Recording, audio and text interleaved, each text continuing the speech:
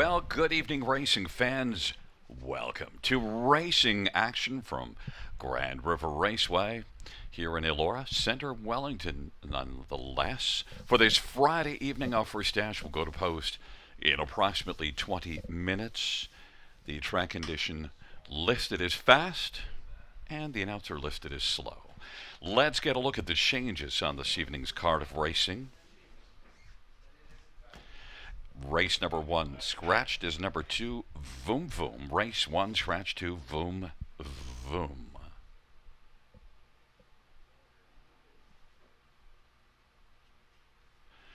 In the second race, number three, Max Patrick, a blind bridle to blinkers change. That's race two, three, Max Patrick, blind to blinkers. I know. I don't know what that whole deal is. Races three and four, no changes. No changes. Race three or four.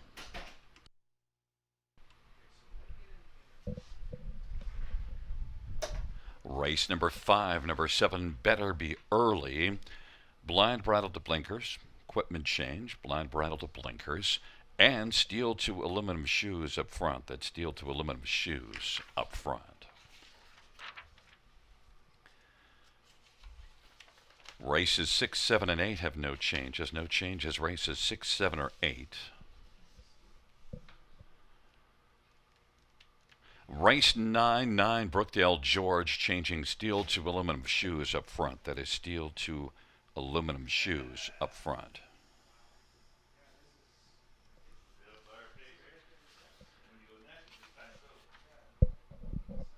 Note, once again, reviewing races 1 and 2.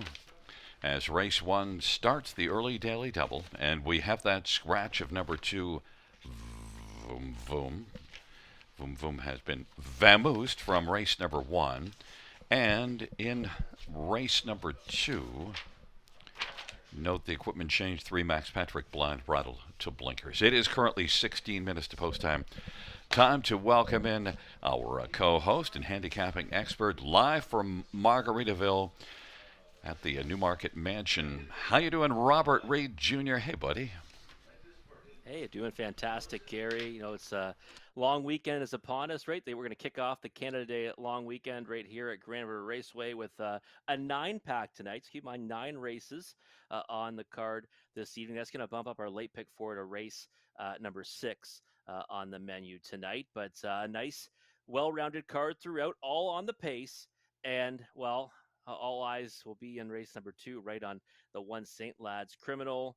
Has been unbelievable since returning back to action. He's looking for 11 straight victories here at Grand River Raceway. Of course, he's 2 for 2 over the new surface, but went 9 for 9 last year over it. So we're looking, or 8 for 8 last year over it. So looking forward to seeing him back in action tonight. And again, we kind of kick off a real nice weekend in harness racing. We've got Legends Day Sunday at Clinton Raceway, always a fun day of harness racing action. And then a Canada Day card on Monday afternoon, Canada Day Dresden. And since we aren't racing on Canada Day here at the River, I'll be in Dresden for that card on Canada Day. Again, we do not race on Monday evening next week. We'll be back in action on the Wednesday at 6:30 p.m. Eastern Time. But we're going to focus on tonight's 9 dashes of harness racing action here at the River. And as always, one of my favorite wagers is that early pick 5 starting in race number 1, the guaranteed pool, $5,000, low takeout 15%. Gary and I will come back in just a few moments to take a closer look at that wagering sequence.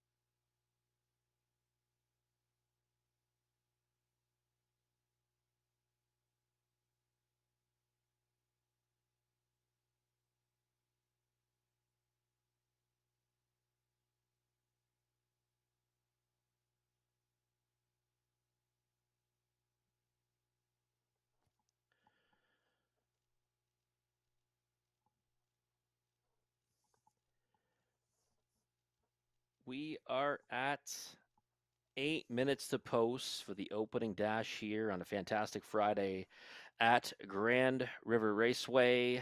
Again, 9 dashes on the card this evening. And as always, we're going to start off by talking about that early pick five wager. 5,000 is the guarantee in the pool. 15% is the low takeout. And there is a look at my ticket. Looks like I wouldn't mind the one winning the first four races, anyways. Definitely need them in the first two. Going to single up on the pole position in each of the first two races. Number one here, Sweet Gadgets. Now, again, because of the scratch of the two Voom Voom, a very significant scratch of the two Voom Voom, who was going to be a big time player for the early pace scenario here in the opening dash. So now I'm just down to the one Sweet Gadgets, and I thought raced really well last time. Faded Fire was unbelievable in victory. No shame in losing by 4 lengths to that one, and now gets nose back on gate, drops down in class. Sweet Gadgets now a single for me here in race number one. Race number two, well, can't look past the one St. Lad's Criminal. He's been so good. Last time out, started from this spot on the gate, got away third, went to the lead, and really it was just a formality at that point. Easiest kind of winner. I think he does it again. Comes right back in the same class, right? It's a good thing about a horse like him. He still has lots of earnings potential, moving up the non-winners of lifetime ranks, and hopefully we'll see lots more of him here at the river. So 1-1 to start it off. 1-3-6 in race number three. Now again, I'd probably look to maybe the 6 DA Magic Mike as maybe a press horse there. Play some more tickets with him, also singled, but I am going three deep in my main ticket, 1, 3, and 6. Bet I can steal making his return to the race in the three, always be Melman. Has been racing at Mohawk Park and doing some good things there too in recent weeks. Race number four, the 1, 2, 3, 5, and 7. I thought this was like a wide open event. Now, Duchesne is supposed to love this spot, but I watched that replay a bunch of times and I just didn't see enough to say, yeah, even getting back on a regular rotation, are we going to see enough from her to kind of be a slam dunk? So I am going to go deep in there. Is she kind of the horse with the best credentials, recent credentials, anyways? Yes, she is. But we're going to go five deep, 1, 2, 3, 5, and 7, and she'll likely take support again. Uh, I just didn't see enough last time to say I can hang my hat on her. Race number 5, 3 and 5. Feel kind of strongly about that race. The 3-0 Fox is one that I've kind of been waiting to come back to the races. I thought that the qualifier was good at Western Fair back in February. Didn't see too much from this one in his efforts. Now he resurfaces for top trainer Richard Moreau. So very excited to see that one. Brett McDonald aboard as well. Race number 5 with 3-0 Fox. But I have to use the 5 BJ's Choice. That was one of my top plays of the night last week. And I thought just kind of didn't get the right kind of trip scenario. Ended up being second to DA Magic Mike. Like that one tonight. Good form reference. Too deep in that money leg 3 and 5. Just $6 for a 20-cent wager. But we'll see what Gary Guy has cooked up for us tonight. Well, right away in the first race, I actually have three in there. And not so much because I think the other couple could win, but I just, 1 to 2 on the boards. We'll take a flyer, also added in Stonebridge Drama, and I pick up Big Diamond. I had Voom Voom, but the scratch. So I've got the 1, 3, and 7. I put them in the order that I like them, so 1, 7, 3. Second race, yeah, enough said. St. Lad's Criminal. Race number 3, well, we both like DA Magic Mike, and you have the 1 and 3, but I'm only using Always Be Melman. So I leave out a Jason Libby horse. That could be the death of me if I make it that far. Race number 4, I did handicap the race, and I did go with Duchesne on top. I'm just, I know. I hear exactly what you're saying, and it's absolutely logical, but I have to go to Duchesne and Land of Paradise. And in race number 5, the 3, 4, and 5, I'm going to add Port St. Charles just because of how good he was here June the 14th. Last race, not as good, but it wasn't bad either. But nonetheless, Port St. Charles along with the 3 and 5. But Zero Fox, you're right. It'd be interesting because Zero Fox, first start for Richard Moreau, is probably going to be very tough in there. So I've got $7.20 out of the bank account for that ticket, Rob. In the same neighborhood, Gary and I, what we're spending, have some common horses as well as 8 combinations for us to both cash a ticket. And interestingly enough, I might have to add the 7 Stonebridge Drama to my tickets here in the opening leg because you like that one, and so does Sugar Doyle as well. He put on Twitter that's who he's cheering for in the opening dash. So 7-1, he'd be a bust out too, right? Moves in a spot of the gate now with the scratch of the 2 Voom Voom. So post 6 not as bad for that one, and does have a lot of speed off the car. 9-year-old mare, Stonebridge Drama. We're going to look at Conley. see what he's got mapped out for us in this early pick 5, and there it is. So he's going too deep with the 5 and 7. So no sweet gadgets. So my single's not even on his ticket. Both those horses I thought have been racing well. And I think both would provide a nice little knockout punch here in the opening leg. 1, 2, and 7 in race 2. So not a believer in St. Lad's Criminal as a single. So he's looking to cash a big ticket again. He's going to Vegas, right? And it's a long weekend upon us. He's going to Vegas. He's looking to get a big ticket down here, trying to beat St. Lad's Criminal. He singles up on the 6 DA Magic Mike in race 3, which I agree with. I mean, I am going 3 deep in there, but like I said, more than happy to kind of go alone with that one on some of my tickets. 2, 4, and 7 in race 4. So he kind of thinks there's multiple options in that race as well. And just the 4 and 5 in the money leg. So he's leaving off Zero Fox. First start, Richard Moreau. I think that one's got a big chance.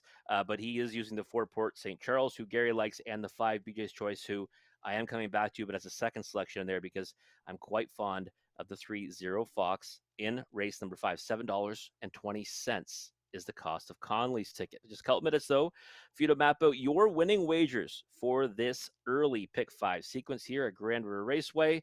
Again, the guaranteed pool is $5,000. The take is always a low 15%. And we'll come back in just a few minutes to take a closer look at the opening dash.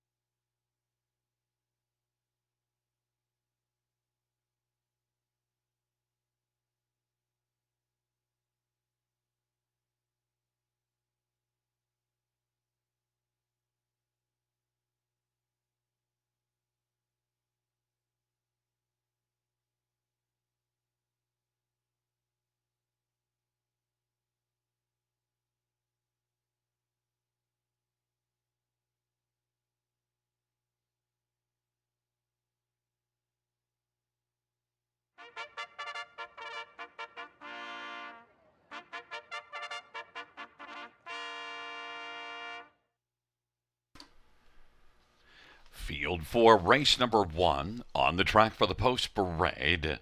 Fillies mares on the pace purse of $6,500. 1 sweet gadget, Steve Houdon for Laura Toscani and Steve and Laura Sharon ownership.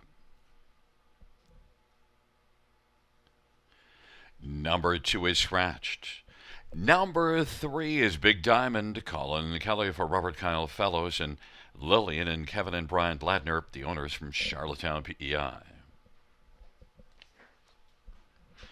Number 4 is Happy Looker, Scott Calder for Mark Winnicott, Donald Smith and Donna Parker.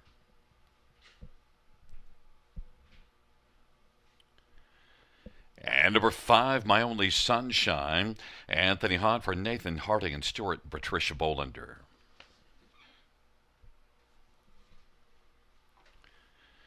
Number 6, Bride Down Better Be, Natasha Day for Kendall Run and Bryden Farms.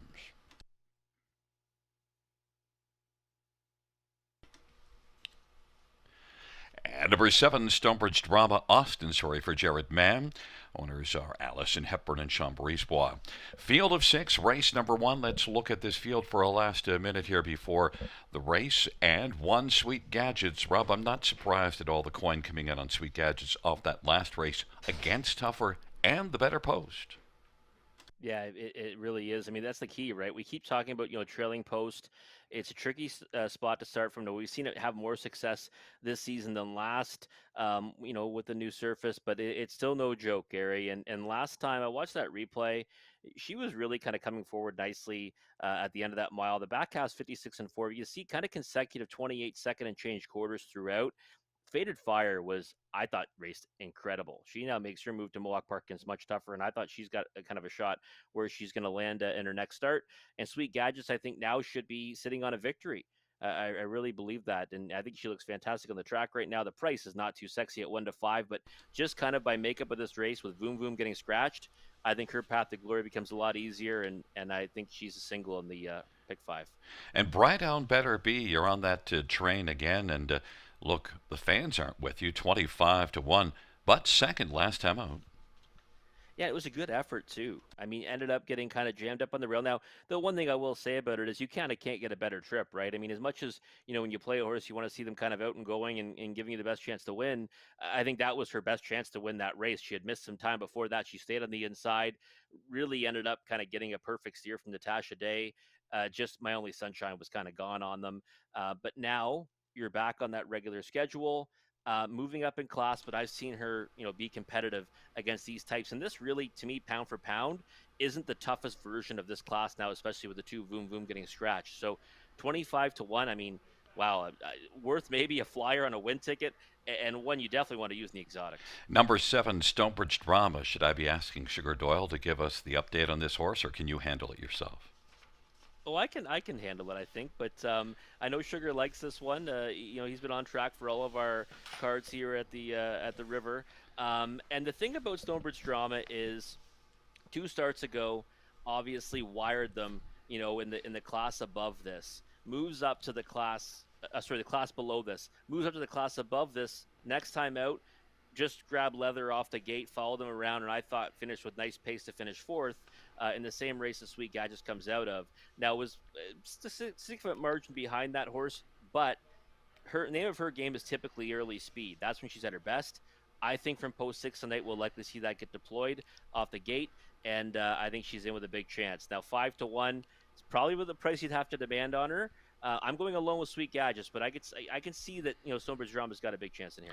And Rob, every day so far this meet, there's been a lot of announcing talent hanging around watching the races. Are they trying to tell me something? No, not at all. You're the voice of Grand Raceway. I don't know. It just made me wonder. Maybe they've seen my health records. But look, let's take a look at a horse here. Number 3, Big Diamond, or 5, My Only Sunshine. Which way are you going? What I went with, I ended up going with My Only Sunshine mostly in the bottom end of my supers. Now, I've backed Big Diamond many times. Was kind of, getting off her bandwagon, though, because she was disappointing me at this level. She gets that heart-building win last time at Georgian Downs in a softer spot, so maybe she kind of, uses that as a springboard to better things at this class. But My Only Sunshine is one that has steadily gotten better, right? We've noted that week after week. Her start 3 back here, used hard in the early stages, gets to the lead, fades back to 6. Then she had a real nice third, and last time out, she was gone on them and did it with ease. Softer spot, but she's been able to go with tougher than these in the past. So I'd put her on the bottom end of the try and super. Wouldn't be surprised if she even vies for the win if she can take that big step forward. And I added Big Diamond even onto my pick 5. And look, last race was better. But Big Diamond is one that in the past has come up big. But I'd love to start off with an 8-1 and get the pleasure of knocking you out. Let's see how it rolls here.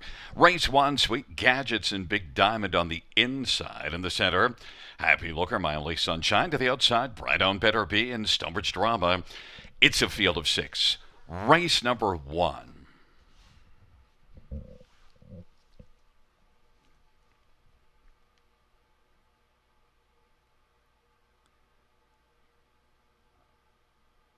Field for race number 1 in the backstretch nearing the start.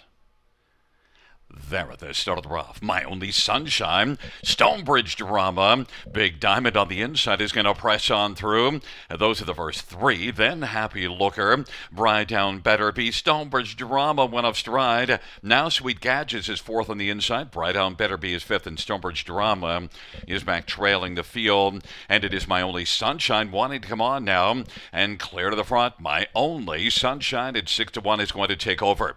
Big Diamond is racing along in the pocket position. The opening quarter was a lively 26-4. Happy Looker with a look at things on the inside, racing third, and Big Diamond's going to pop right back out now. Big Diamond is coming on. Big Diamond at 4-1 reclaims the lead. My Only Sunshine is second. Happy Looker third. There goes Sweet Gadgets on the outside now. Up and moving. And then also popping out is Bride Down Better Be. Stonebridge Drama is racing sixth as they race on down the backstretch. Big Diamond. Sweet Gadgets on the outside now. Is looking to bring it to Big Diamond. Sweet Gadgets 1-2 on the board. Is about a head off the lead. Big Diamond game to the inside though. It is Big Diamond. Sweet Gadgets sharing the front. Now Sweet Gadgets takes a lead of ahead. Big Diamond tries to rally My Only Sunshine third. Happy Looker to the outside. He's racing position fourth. Then Bright on Better Be and Stonebridge Drama. Sweet Gadgets leads at a length and a quarter, now a length and a half, and is able to get over to the pylons. And on the outside now, moving up, trying to take second is Happy Looker and grab it from Big Diamond. 3/4, 125. Sweet Gadgets now 1-2 on the board and leads by about 3.5 lengths. Big Diamond and Happy Looker. My Only Sunshine to the inside. Then it is Bright on Better Be and Stonebridge Drama. Sweet Gadgets, if they come on down the stretch drive. Sweet Gadgets 1-2 on the board. Lives up to that heavy billing. Bright on Better Be came on late to pick up second. Then Happy Looker and My Only Sunshine amount of 154-3. Sweet Gadgets, Rob, lived up to with the billing. She certainly did. I mean, I love the drive too. Just kind of, get her way off the gates and settle in. And then soon as everyone kind of found their spots and where they wanted to be, Steve Hudon pulled the right line and came at them. And you could see she was just going to be too much for this group. And that's really kind of what I was expecting to see from her. They brought this horse north of the border back in April, didn't have much, success at Mohawk Park in 2 starts, then requalified. Put in a nice qualifier, and since then, since getting the river, really, she's really kind of found her best stride for Laura Toscani and Steve Hudon. So, yeah, I mean, 1-2 gets the job done. Kind of happy to get the exacted in the opening dash here, Gary, with a big price underneath. I think it's Probables paying $28. Bright on Better Be similar to last time, right? Kind of just get the right kind of a trip and go at them in the lane. Not anywhere near the winner, but she did enough to be second.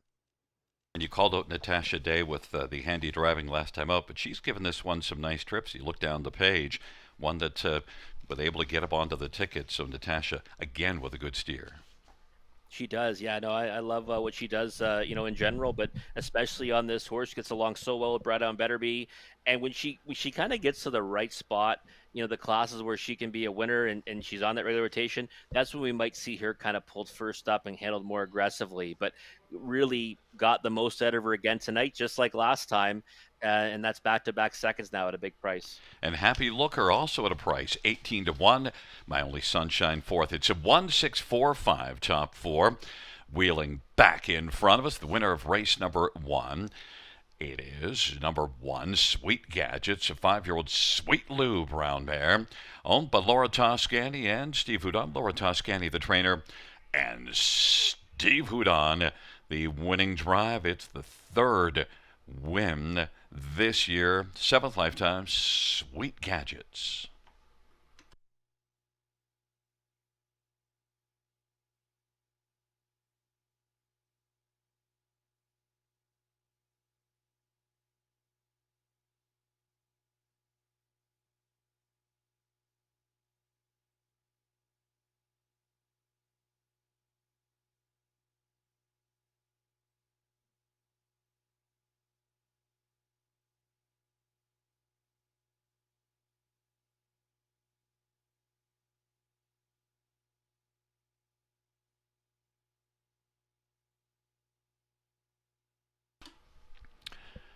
The first race payouts: one sweet gadget, 310, 260, 210. Six Brian down, better be 950, 344. Happy Looker, 540. $2 actor, 28.30. Dollar prize, 61.35. Dollar super, 212.90.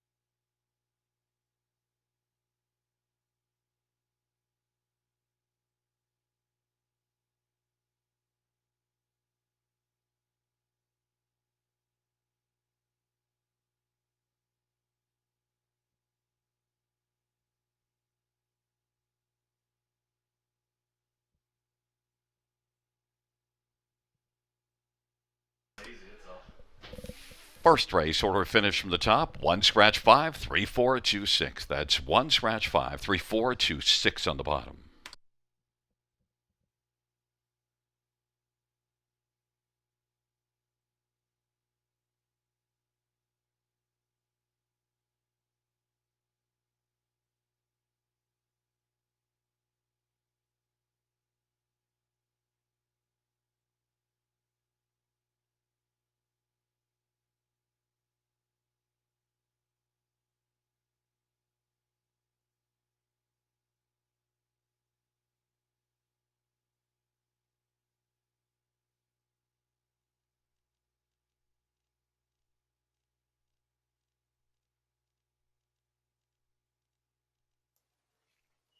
Race number one is in the books at Grand River Raceway on this fantastic Friday, and Sweet Gadgets proved to be much the best at a short price, so many are likely still rolling in that early pick five wager. But now it's time for the early pick four, starting right here in race number two. Guaranteed pool $2,500, low takeout 15%. And there's my ticket. Well, I was going to start off with a couple of singles. And the pick five, one down in that, and now we are down to the second one, which will kick off this pick four wager, and that's the one St. Lad's Criminal. Uh, Fantastic since he's come back off the bench. 2 for 2 here over the new surface.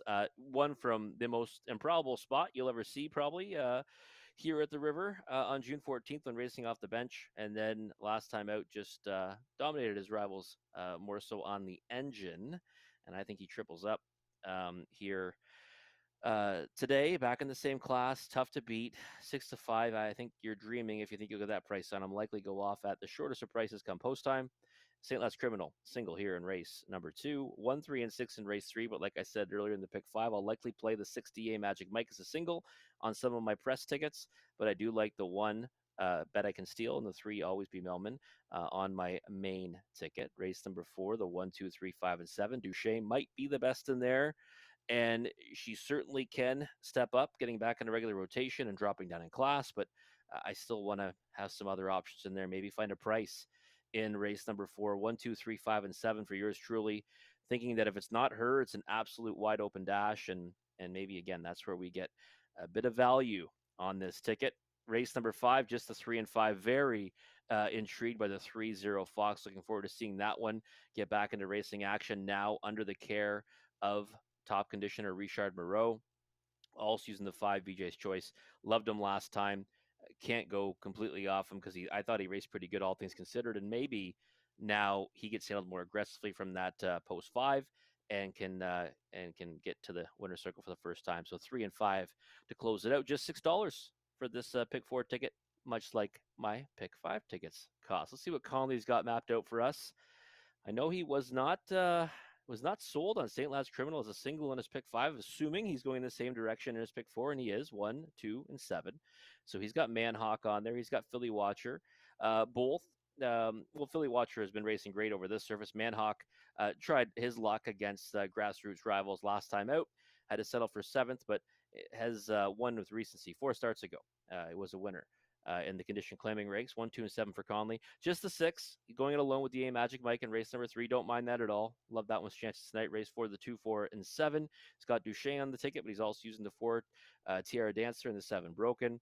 And then in that money leg, the 4 and the 5 Port St. Charles, a winner here 2 starts ago.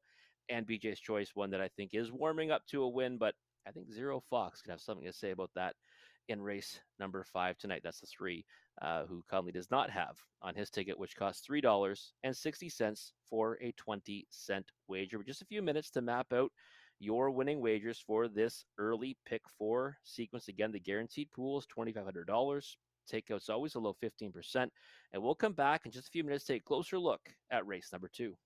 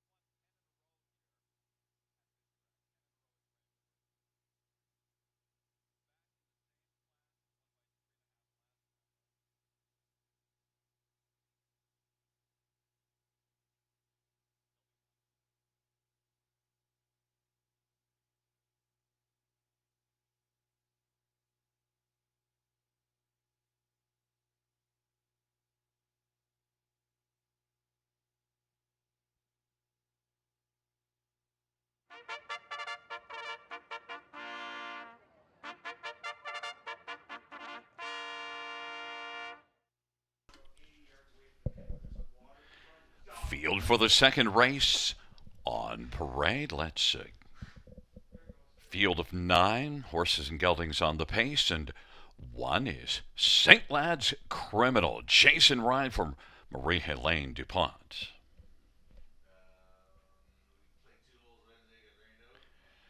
Number 2 is Manhawk. Travis Henry for Gary Murner, and Ellen Guthrie is the owner, along with a numbered company from Alberta. A correction, numbered companies from Guelph. 3 is Max Patrick. Scott Quota for Brett Lester, the owners Ron Nobes and Mickey Suter and Charles Gazzola. Number 4 is Control the Smile. Anthony Hahn for Brent Dunbar, the owners of Dorothy Dunbar. Brent shares in ownership. Number 5 is Onyx Bovino. Jay Harris for Lacey McCabe and Glenview Livestock. Number 6 Better is Rush. Paul McCain's for Blake McIntosh and Hut Racing and Patrick Woods. Number 7 Philly Watcher. Garrett Rooney for Troy Cochran and Susan Mix. 8 is Tricky McWicky. Colin Keller, David Fry, and Stewart and Patricia Bolander. And 9 is New Shooter. Brett McDonough for Richard Moreau and Brady Doyle and Dan Belleville. Field of 9, race number 2. Well, Rob, St. Lad's Criminal is even money now, but I'll bet you 1-9 at post time. Yeah, I'll take 1-9 that he's going to be 1-9 at post time. And you know what? The funny thing is, it's not often I look at a double that's paying $4.40 and say, that's pretty good value. 1-5 shot in the first race. St. Lad's Criminal likely 1-9 on here, and it's 440, right? 6-5 odds on that double right now. St. Lad's Criminal. I mean, he's been unbelievable. First start off the bench, he did something that both of us didn't think we'd see any horse do here at the River, Gary. I still marvel at that replay. And last time, there was no need for theatrics or the Disney movie type ending for him. He just got away third off the gate, went to the lead, and it was race over from there. So he's still got lots of room to move up the ladder in these non-winners of lifetime races, and that's why he's right back in the same class. Looking the way he always looks on the track. And I don't think they can beat him. I think that we're going to likely see him drop right back down to that lowest price possible at post time. Well, to get some price, then you're going to need some exotic action. And Max Patrick, blind brought out the blinkers, equipment change, better last time out. Yeah, it was. And I think we're likely going to see that one be the one of the 2 chalk exactas anyways, because second start now have to claim for trainer Brett Lester. And last time out, first over, kind of rushed St. Lad's Criminal, right? St. Lad's Criminal got that second quarter breather. This one went on the attack, got rebuffed immediately. When a horse does that, sometimes kind of gets, rebuffed by a good horse. They sometimes want to just pack it in. Now, he did fade back to third, but I thought it was still a respectable first effort for this barn off the claim. And now he, once again, is going to be my main player underneath. But nothing too exciting about that. It'll probably be the lowest exact or second lowest exact on the board. Then you probably have to use Onyx Bovino in the top 3 because 11 starts, 9 top 3 finishes. Yeah, and it's been racing really well. I mean, that win 2 back kind of showed me something, that you'd want to see from a horse. A little versatility, second over, wins by a neck. He's been a horse that can kind of do it on the engine as well. Last time out, third to a horse that took all kinds of support and held on by the skin of their teeth. But again, he raced well in claiming the show spot. So I think that they're kind of interchangeable. Onyx Pavino and Max Patrick. I'm going to side with Max Patrick for second, but it looks like this could be a very formful trifecta. It's really hard to leave Philly Watcher off the top 3. You've done it, but not so much against Philly Watcher, just that the other 2 show lots of reason to go with them. Philly Watcher comes in very fine form and was second to St. Lad's Criminal last time out.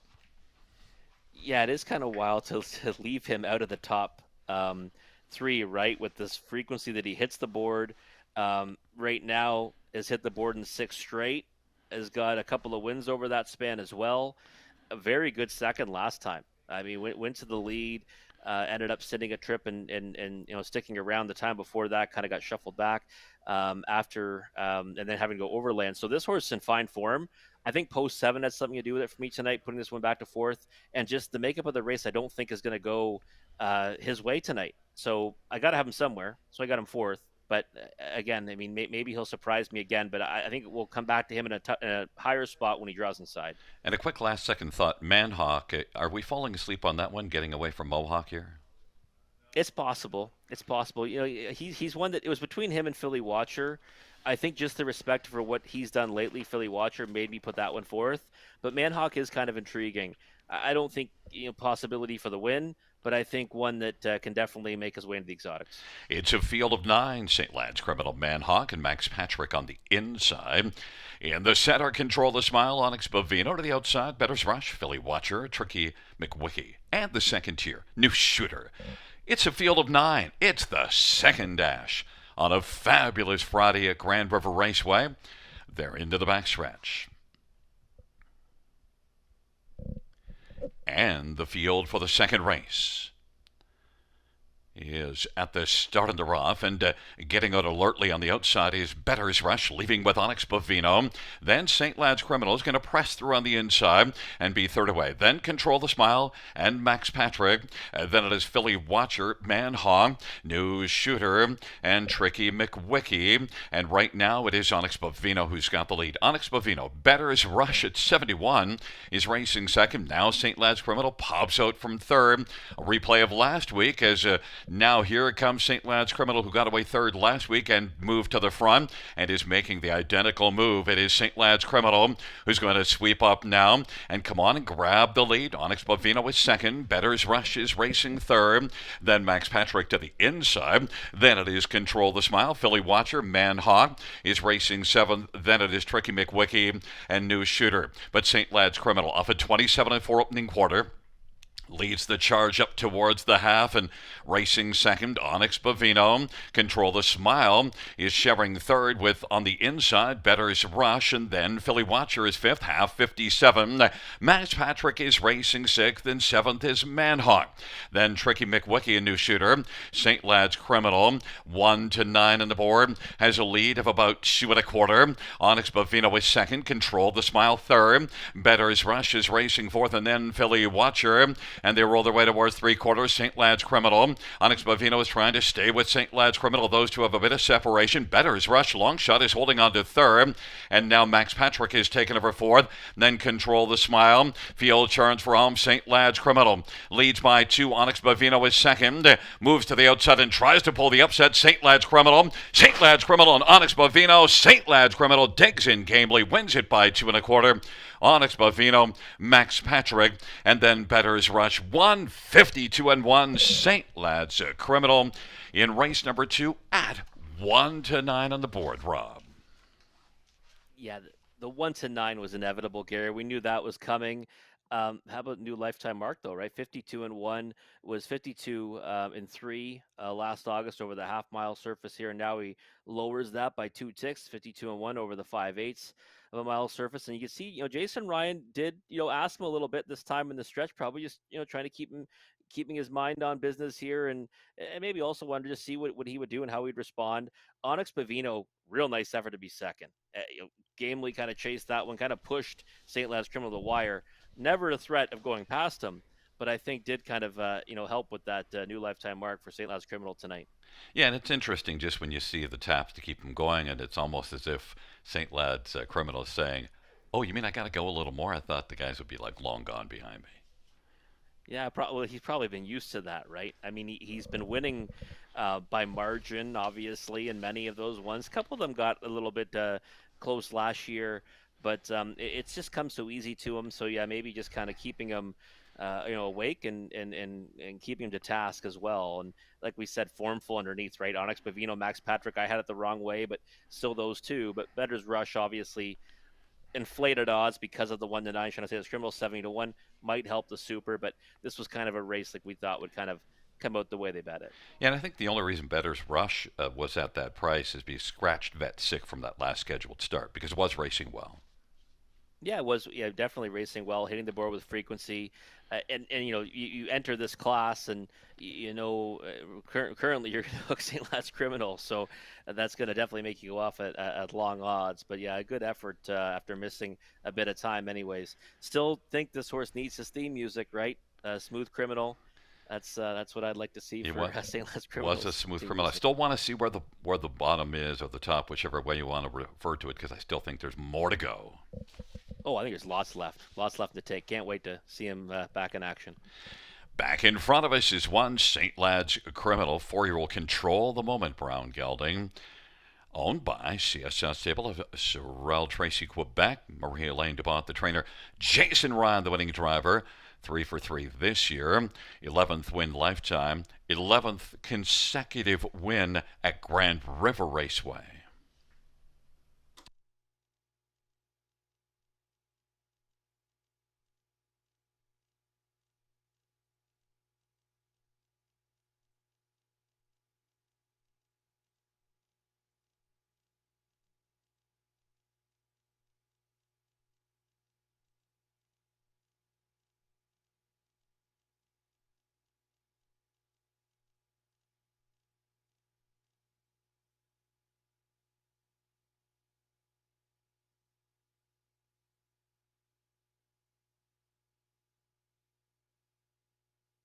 The second race payouts: 1 St. Lad's Criminal, 220, 210, 210. 5 Onyx Bovino, 330, 243. Max Patrick, 390. Double of 1 and 1, 440. Dollar exactor, $2 exactor, pardon me, 480. Dollar try, 955. Dollar super, 109.65.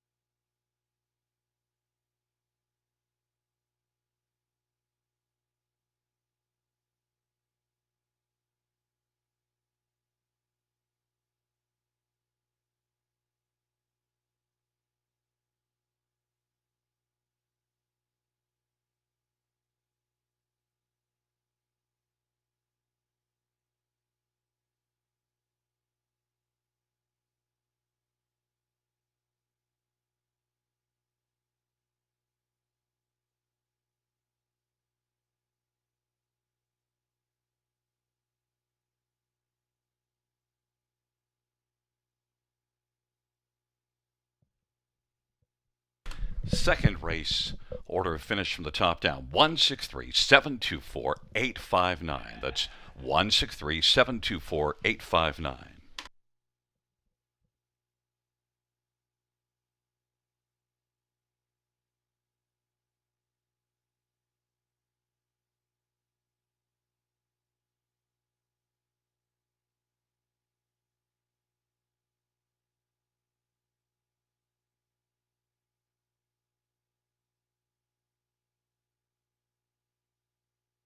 An O'Brien Award winner for 2-year-old pacing colts and geldings. Double millionaire betting line. Sire of 5 winners of over $400,000. Eric Wicked, the richest pacing stallion in harness racing history, and Hall of Fame inductee. Trixton, sire of 6 who have earned over $500,000, including O'Brien Award winner Evident Beauty. Also standing Archangel, Better Than Cheddar, Better's Delight, and My MVP. For more information, winbackfarm.com.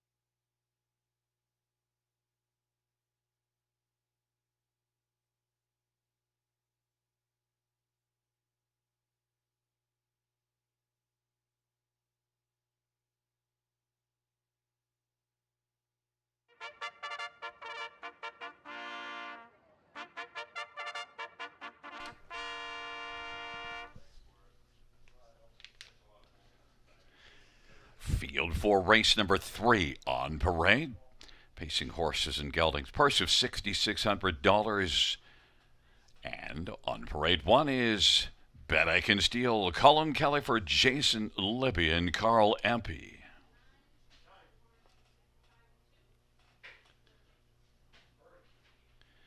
Number 2, Mac Wow. Paul McKenzie for Blake McIntosh and Hut Racing.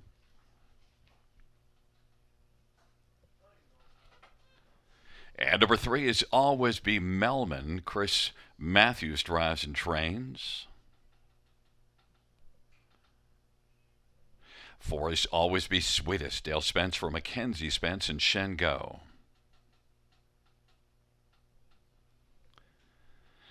5 is Puff's Last Shadow. Scott Young for David Fry. And Sarah Fry shares an ownership with Dave. Number 6, DA Magic Mike. Jay Harris for Sean Stacy. Landmark 16 Racing and Hudson Stanibred.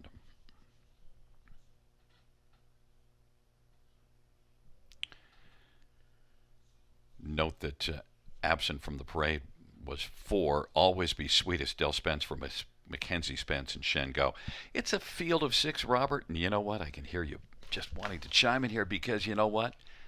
DA Magic Mike, the one we both love in here. It's been very chalky so far this evening, but I think it continues here. Yeah, I think it does too, Gary. And like I said, this horse is one that in my multi-leg wagers, well, I went 3 deep. I was going to play presses, and I did play presses to the 6 DA Magic Mike here. The last effort was such a professional one. Now, did make a break 2 starts ago at Mohawk Park, but like we noted going into his latest that he, recovered nicely. Really, he didn't do better than 9th, but 26-3 in the third quarter and a big back half. And then last time here, he just went to the lead and was never touched and won going away. Big time 27-3 third quarter, and another big back half to convert as the 6-5 favorite. And moving up in class tonight, but not really facing anyone that should be much of a concern, I think, other than maybe Bet I Can Steal and Always Be Melman. But the clear choice on top, I think, for us and many. And you did go to 1 Bet I Can Steal. I've got a lot of regard for Jason Libby. The only reason I didn't use that one on the pick 5 was, of course, it's a long time off. Yeah, almost a year, right? That's like the thing. And I love this horse, last year and what he was doing in Sarnia. Won 3 in a row, dominating his rivals over that 5/8 of a mile surface. And again, you're asking a lot of a horse to just kind of jump back in the box after almost a year and go out there and win. I mean, he's taking support to 3-1 just because, 5 top 2 finishes, 10 tries last year. Qualifier is a good one. 57-1, finishing second.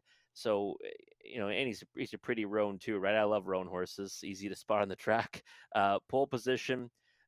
Jason Libby's having an unbelievable season, and Colin Kelly aboard. So there's a lot of good things for him, other than the fact that you're coming into this race cold. So likely needs a start or 2. But if the trip ever works out, I could see him being right there at the wire. How about number 3, Always Be Melman? By the way, just an offside comment. Do you remember Larry Bud Melman?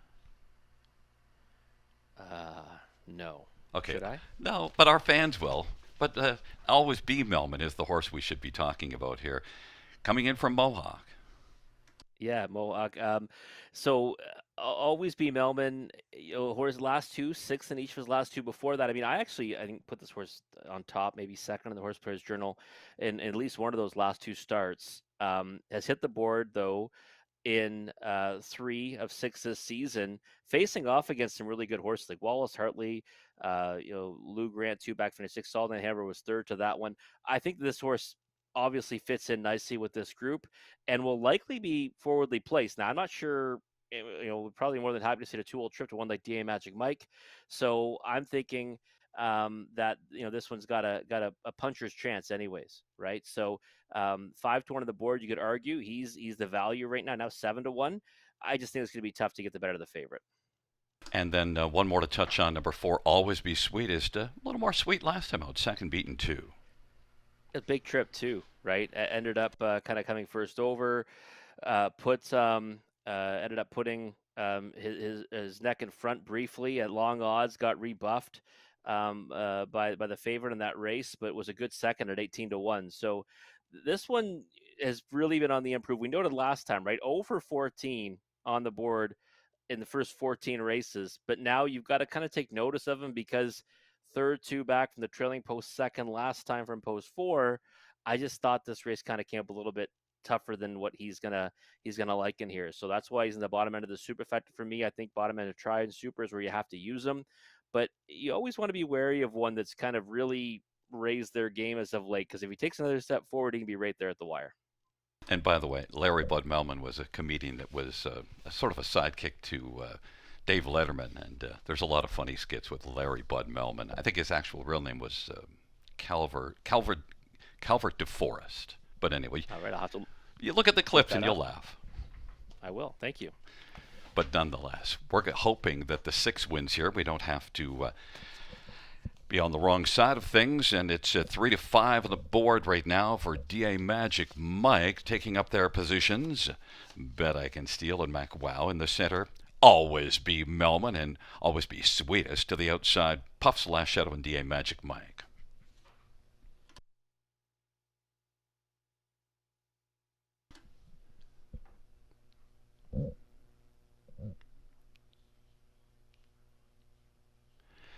It's a field of 6. For the third, there at the start of the round, DA Magic Mike leaves with Puff / Shadow, Mac Wow on the inside. Then it is Bet I Can Steal, Always Be Melman, and then Always Be Sweetest back trailing the field. DA Magic Mike 2 to 5 on the board, leads as they work their way around the turn. Mac Wow second, Puff / Shadow third. Bet I Can Steal is racing fourth, and then Always Be Melman is back there second from last, and trailing is Always Be Sweetest. They race off the turn.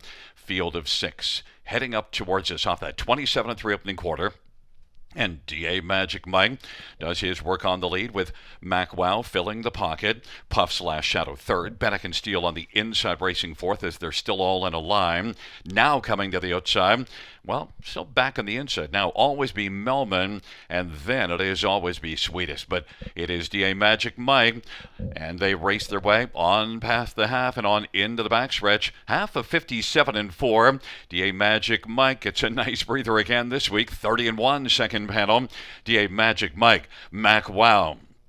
Puff's Last Shadow is third, and then it is Bet I Can Steal, and Always Be Melman, and Always Be Sweetest. DA Magic Mike leads at a couple of lengths, and now Mac Wow moves back up in the pocket as they race their way to 3/4, but DA Magic Mike has not been asked yet, and Mac Wow's racing second. Puff's Last Shadow, Bet I Can Steal, and then it is back to Always Be Sweetest and Always Be Melman. 3/4, 126-2. DA Magic Mike now gets some tapping by Jay Harris to step on it, as now moving to the outside is Mac Wow. The field turns for home. DA Magic Mike. Mac Wow trying to pull the upset. DA Magic Mike, though, is game on the inside. DA Magic Mike now strides away. DA Magic Mike, Mac Wow, then Puff's Last Shadow, and finishing fourth was Always Be Sweetest. It is DA Magic Mike. A bit of a chalky night here this Friday night so far. And Robert, also, it was interesting. The second race looked like a replay of last week for the St. Lad's Criminal, and this one looked like a replay of last week for DA Magic Mike. That's a really good point, because you're right. They've looked exactly the same post for DA Magic Mike and same post for St. Lad's Criminal. Exact same trip scenarios as well. And Mac, wow, good effort for that one. Be second. I mean, where do you want to be? Obviously, with the favorites that's going to the lead off the gate, you want to be in the 2-hole. That's what Paul McKenzie did. He blasted out of there to secure that pocket trip with Mac Wow, and maintains his position at a big price to kind of spice up the bottom end of the exacta in a race where the 1 and 3 took all the support underneath. Yeah, and maybe you could argue that Mac Wow is a little more logical, because the last two were Clinton post 7, and here from the trailer post 3 starts back, you see him blasting out early from Hanover. Yeah, and I remember last year too was one that could kind of get off the gate well, and had 4 top 2 finishes and 8 tries in that campaign. So you're right, like trailing post, you can't go to the front. 7-hole at Clinton, good luck on trying to go to the front. Now inside draw here. Why not, try to steal that 2-hole away from the rest of the field and finish in that spot? But we always talk about it, right? When there's a 2 to 5 shot or any kind of an odds-on horse, you got to try to create value underneath. Well, I couldn't do it, but hopefully someone did, because Macwow second at 21-1, Puffslash Shadow third at 25-1, and we've got the 3 longest shots on the board, second, third, and fourth, Gary. Yeah, that at least under that 2 to 5 shot. But we're going to need to get away from these heavy favorites winning maybe in the fourth race.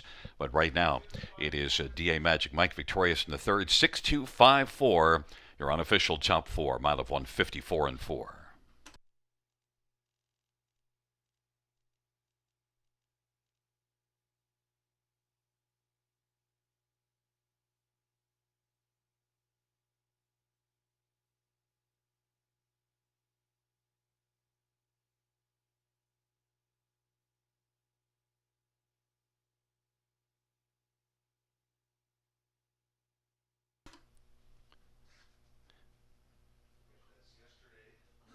Back in front of us, the winner of race 3, number 60, a Magic Mike, a 3-year-old McWicked Brown Gelding by Landmark 16 Racing, Hudson Standards, and David Reed, Sean Stacy, the trainer, Jay Harris, the winning driver. It is the third win for DA Magic Mike this year and lifetime.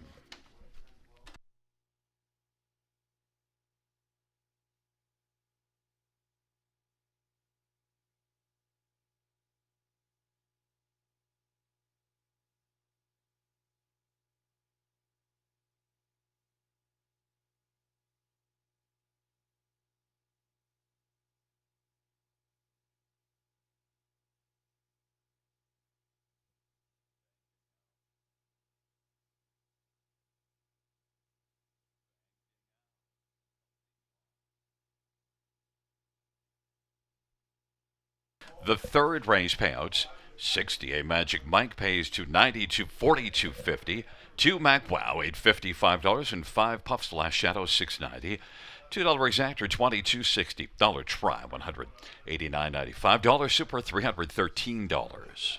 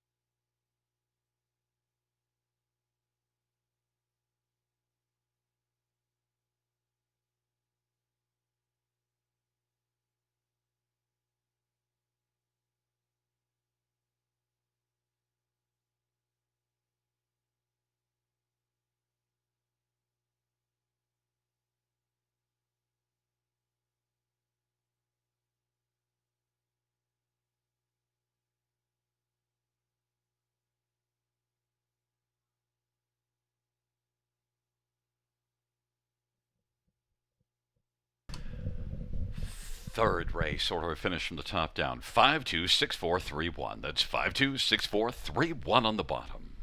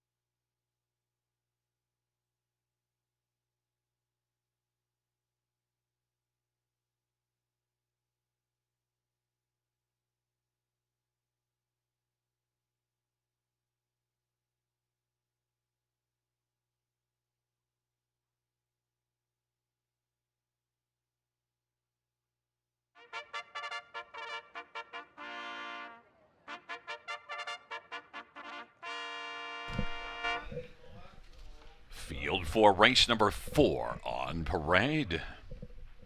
Number 1, Shimar's Lady Havoc, Scott Calder, Sheila Lewis.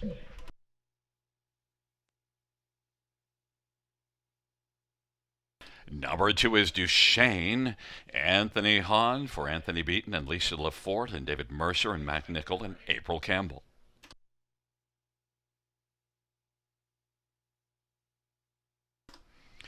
Number 3 is Land of Paradise. Austin, sorry for Scott McNiven and Bradley McNiven and Thomas Broadhurst and Shirley Griffin.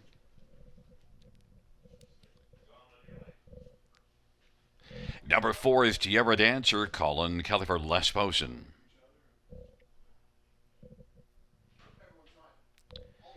Five is All-Star Finest. Jay Harris for Gordon Dancitovic and Bob and Zoran Dancitovic.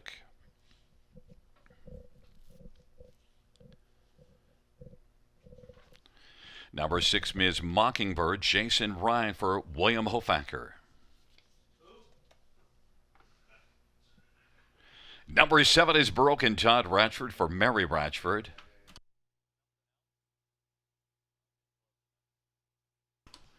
And number 8 is Waseca, Brett McDonough for Les Posen. Field of 8, race number 4. Let's get a look at this field. And, well, despite Duchesne getting even money, and maybe even because of that, Robert, you've gone elsewhere, but Broken at 6-1, not one of my top 4, so I love you going on a different spot here.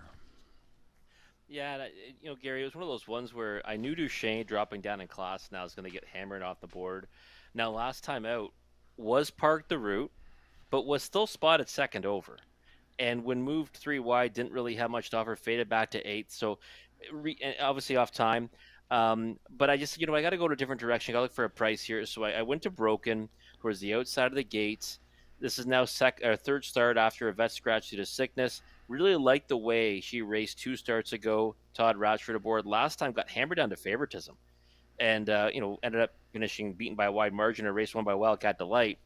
And now you get Todd Ratchford back aboard. And I think she'll likely race from, maybe just off the pace.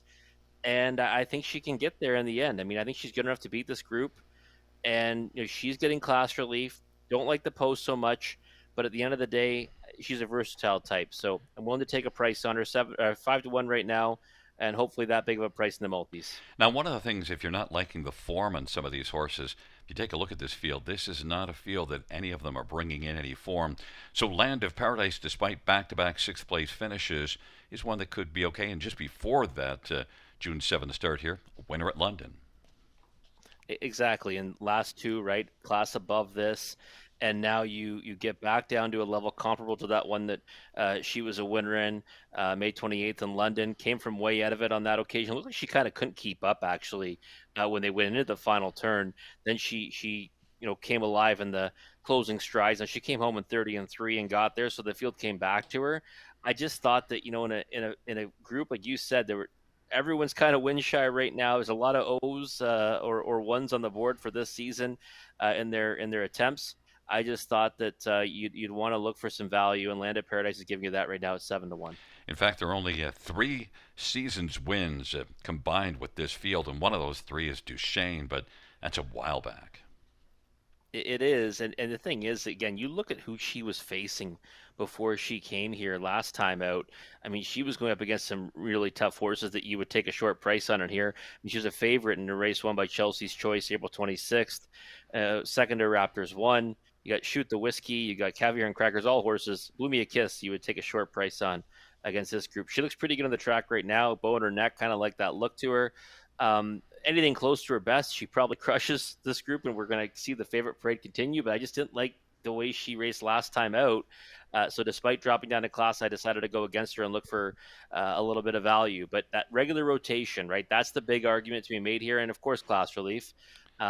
And if she wins, will I be surprised? No, I'll just tip my cap and say, okay. Obviously, she needed a better effort than last time, but I thought there's better value elsewhere. Number 5, All-Star Finest, is one that was a lot better last year than this year. Had a very good year last year.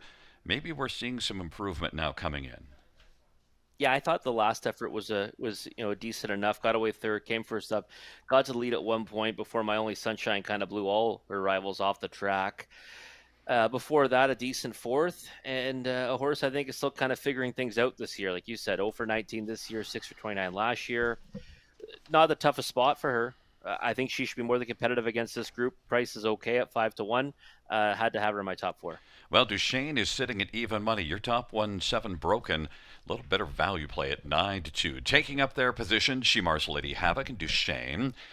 In the center, Land of Paradise, Tierra Dancer, All-Star Finest to the outside, Miss Mockingbird, Broken, and Wasega. It's a field of 8. It's race number 4. They're into the backstretch, and they're all in position on the gate.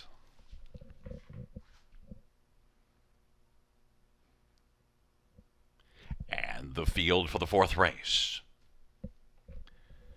is at the start. And they're off. And coming out alertly, All-Star Finest also leaving with Tierra Dancer. And then it is Land of Paradise and Duchesne on the inside, pressing on through. Now Duchesne is second. Land of Paradise, then Tierra Dancer. Then it is Shemar's Lady Havoc 5th, and Broken is 6th away. Then Wasega and Ms. Mockingbird. All-Star Finest 5-1 on the boards, got the lead. Duchesne fell all the way down to 1-5. It is racing position second. Land of Paradise, and now Duchesne and Anthony Hahn is going to sprint on the outside and look to sweep up and grab the lead. Duchesne is going to come on the outside and grab the lead and clear to the front. All-Star Finest is racing position second. Land of Paradise third. Then Tierra Dancer, Shemar's Lady Havoc. Broken now steps to the outside. Then Wasega and Ms. Mockingbird. It is Duchesne off a 27-1 opening quarter, who leads it right now and is in front by 2 1/4. All-Star Finest is racing second. Land of Paradise is third. Then Tierra Dancer. Broken now moves on the outside, takes over fourth. Lively half of 55-4. Tierra Dancer is fifth. Shemar's Lady Havoc sixth to the inside. Then it is Wasega, Ms. Mockingbird, but Duchesne is just humming along on the lead and is in front by 3. All-Star Finest second. Land of Paradise Broken on the outside fourth with work to do. Then Tierra Dancer, Wasega, Shemar's Lady Havoc, and Ms. Mockingbird. And it is Duchesne as they reach for the top of the stretch. 3/4, 125 flat. Duchesne as the field turns for home. All-Star Finest and then Land of Paradise and Broken. On down the stretch where they come. Duchesne, Anthony Hahn took a look over his right shoulder, but he didn't need to because there's nothing to see. It is Duchesne dominating and winning it. Then, well, Broken came on to pick up second. Third is between Land of Paradise and All-Star Finest, 154-2. And Duchesne, 1-5 on the board, lives up to it. It's a very chalky night here so far this evening at Grand River. I love your try to go away from the chalk, Robert, and the one that you did try managed to come on and get second, Broken. Yeah, Broken came on for second, but different time zone than Duchesne. I mean, she was just much the best tonight. She was throttled down on the final turn, Gary. You could see, Anthony Hahn took a big hold of her, and kind of what I thought we might have saw from her last time in a much tougher class here at the River, but she had been off a little bit of time between starts, that time out. This time, now back on that regular rotation. She looked fantastic on the track tonight. Big time class relief. I tried to beat her, but that was not the right move, obviously, tonight. She wins at 1-5, and it couldn't have been any easier. And when you look at it too, I mean, she's only a fifth of a second faster than she went last time, but obviously this time around she's on the engine doing all the work and just looking really good with that bow in her neck the whole way around the racetrack. Yeah, and it's just one of those things. I mean, she did look like she could be a vulnerable favorite because 8th, 10th, 8th.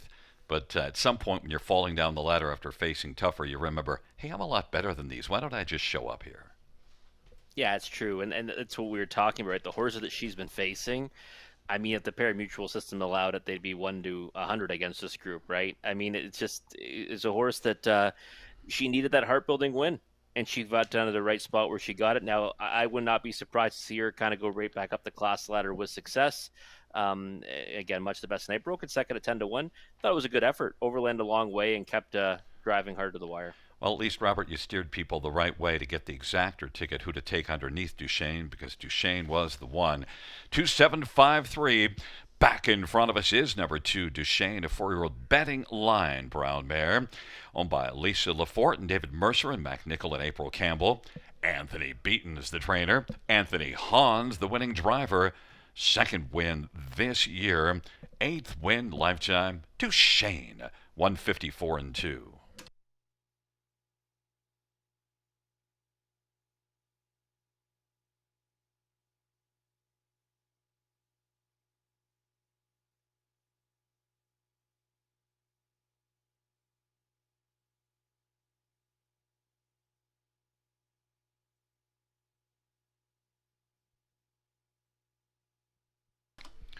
And out trackside for the fourth race winner's photo, we have the Guelph Optimist Club.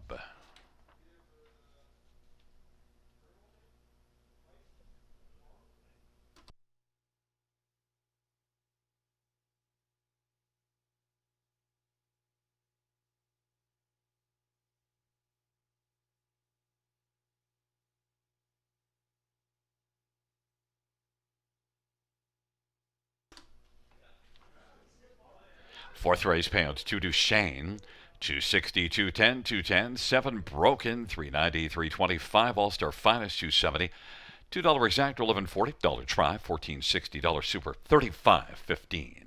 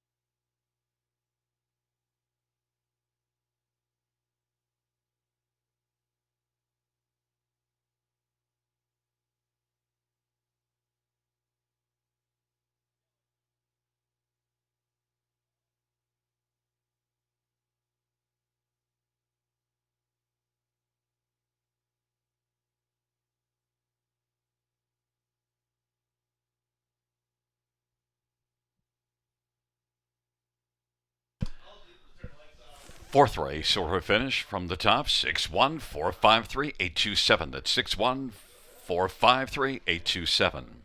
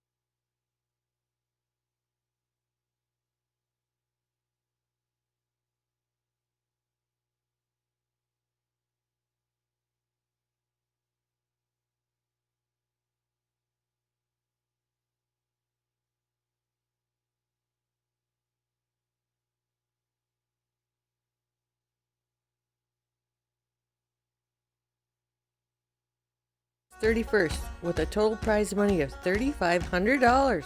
For the Youth Literary Derby, Ontario students in grades 3 to 8 can submit either a short story or a poem with standardbred theme. Poems and stories are judged separately. If you like to draw, then the Youth Art Derby might be for you. This one is open to students in grades 3 to 12, and you can do a drawing or a sketch of anything standardbred related. Check out our website for more inspiration and more information, bgracingalliance.ca.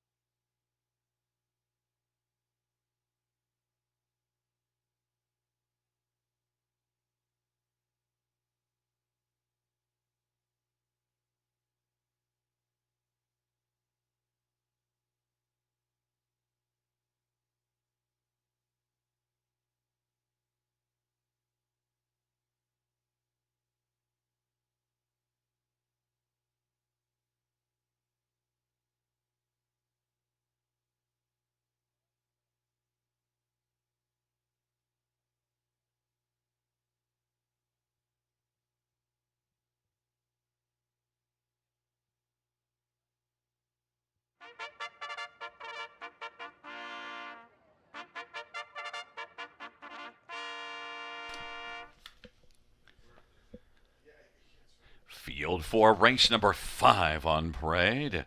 1 Lions, Frankie J, Scott Culver, Greg McNair, 3 Lions Racing.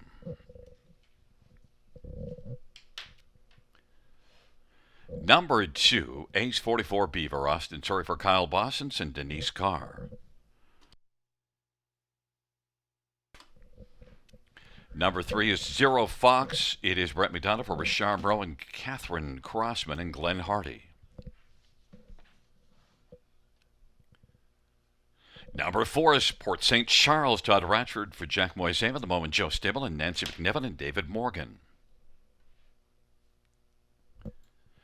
Number 5 is BJ's Choice, Jason Ryan for Mark Goddard and William Brown. Number 6, Renegade Beach, Travis Henry for Matthew Pennis and Matura Stables. Number 7, Better Be Early, Louis Gregg for Jeffrey Thompson. Jeffrey trains and shares an ownership with Laurie Thompson.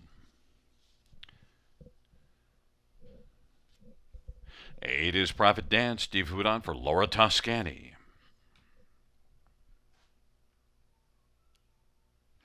And 9 is All-Star Whatchacallit, Jay Harris for Gordon Dancedovic and Bob Dancedovic and Kenny Albrecht.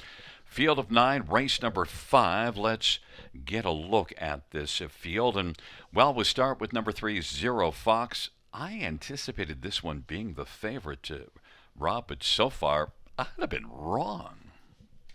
Yeah, I mean, obviously still early. We might see some action still come for that one come post time, Gary. But, I just was really intrigued by this one. I remember taking notice of this horse at Western Fair before going on the bench, back on the bench anyways. And now you have this horse resurface for top trainer Richard Moreau. So I just thought that when you want to probably jump on his bandwagon now, the qualifier was a good one too. I watched it. Was in against horses like Pink Monster's a horse that's a long way away from the maiden ranks, and was bearing down on that one late. That was the runner-up in that qualifier, and I thought finished pretty strongly in 55-4. So I think we're gonna see a lot of support for this one come post time. Love this one's chances tonight, and again, one that I loved in the multis as well. BJ's Choice is your second choice, and well, the first start here, June the 7th, wasn't great, but it was post 8. But since then, has been improving, and certainly warrants being a top 2 choice. Yeah, I thought BJ's Choice raced really well last time. I thought we've seen steady improvement from this one, right? First start gets beat wide margin in 8th. Next start was coming home nicely, but was too far out of it to get anything better than a minor award in 5th. And then last time, I think just trip scenario kind of caught up with him, and the fact that DA Magic Mike was just too good, and we saw that one come right back to win tonight. So good form reference there, and a horse that I think that might take that step forward to a winning effort tonight. BJ's Choice 2-1.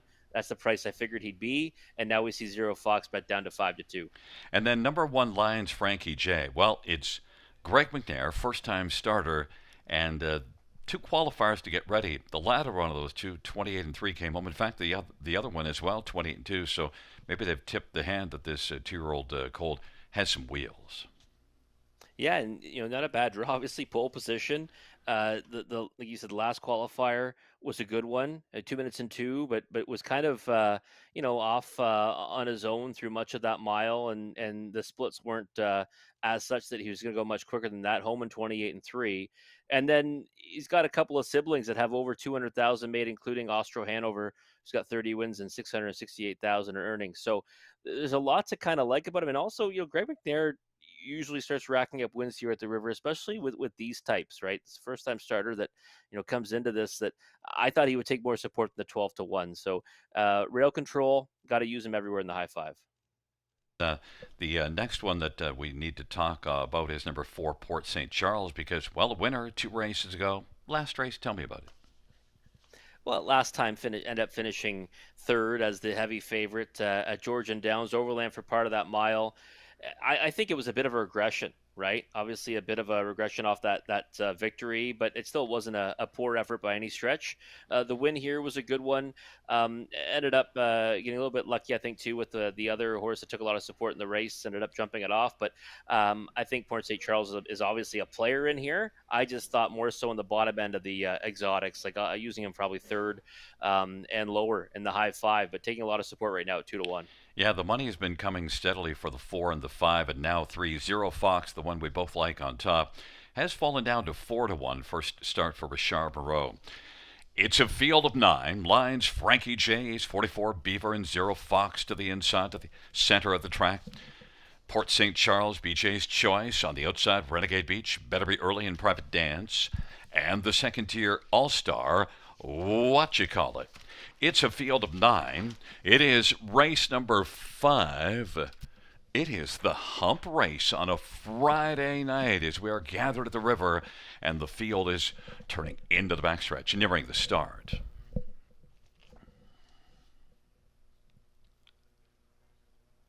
Field 4, race number 5. He is at the start of the rough, and Port St. Charles is going to blast out. Battery Early is leaving, and then Zero Fox gets away third. Lines Frankie J. Renegade Beach is fifth away. Then All-Star What You Call It, Ace 44 Beaver, Private Dance, and trailing is BJ's Choice. It is Port St. Charles, 2-1 on the board, who has the lead. Better Be Early at 50-1 is fine in the early going. Zero Fox is racing third as the field works on around the turn. Lions Frankie J is fourth. All-Star What You Call It fifth. And Ace 44 Beaver is back there further back, racing sixth as they roll up towards us. And then to the outside, BJ's Choice seventh. Renegade Beach, and trailing is Private Dance. But right now it is Port St. Charles dancing along on the lead as they work their way on into the backstretch off a 27-1 opening quarter. Port St. Charles, Better Be Early, is still right there at 50-1.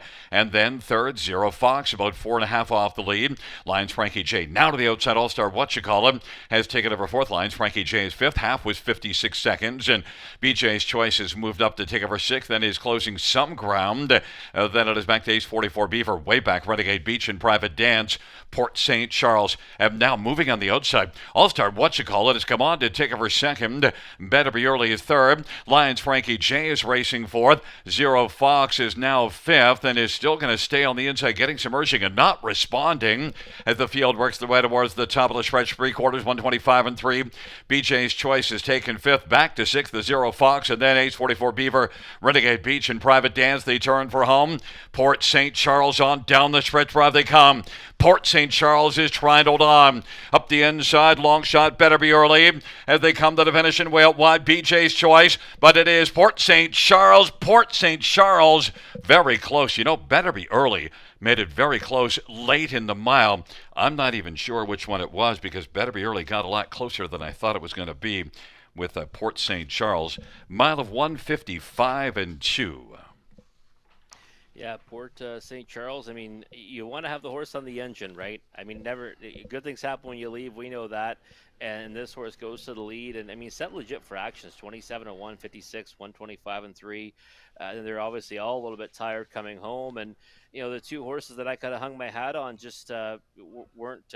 One kind of came up empty. The other one was too far out of it, but kind of came up flat-footed in the stretch as well. That's Zero Fox and BJ's Choice. Port St. Charles did all the work. He gets paid, and like you said, Better Be Early, you know, made it close up the inside late at real long odds, 50-1. And I thought Lions Frankie J made a decent cut of himself in his first time racing under the lights. Yeah, it would have been great if Better Be Early could have, because the pick 5 would have blown up. Yeah, it would have obviously made things a lot more interesting tonight, right? A night where it's all been favorites so far. Favorite doesn't get home in that one. But yeah, getting a 50-1 shot down there. The pick 5 was over $101 anyways for 20 cents after it came in all chalk before that. It's a 4-7-1-9-5. Yeah, after Port St. Charles, 50-1, 18-1, 22-1. Yeah, we're going to definitely see a nice high five anyways, right? Because you get, obviously the second choice gets home. The third choice, nowhere to be found. Zero Fox, like I said, just didn't have it tonight. And BJ's Choice had the favorite, even money, had to settle for fifth. So you get those prices in between, and that usually creates some serious payouts in that high five wager. And Rob, I get the pick 5, but I think I didn't break even. Yeah, no, it's tough, right? $5.16 for a 20-cent ticket. Back in front of us, the winner of race number 5, it is number 4, Port St. Charles, a 4-year-old sports writer, Bay Gelding, owned by the Mo and Joe stable and Nance McNevin and David Morgan. Jack Moisev is the trainer. Todd Ratchford's the winning driver. It's the second win for Port St. Charles this year in lifetime. Second at Grand River. Back in front of us for the 5th race, the First Kiss group.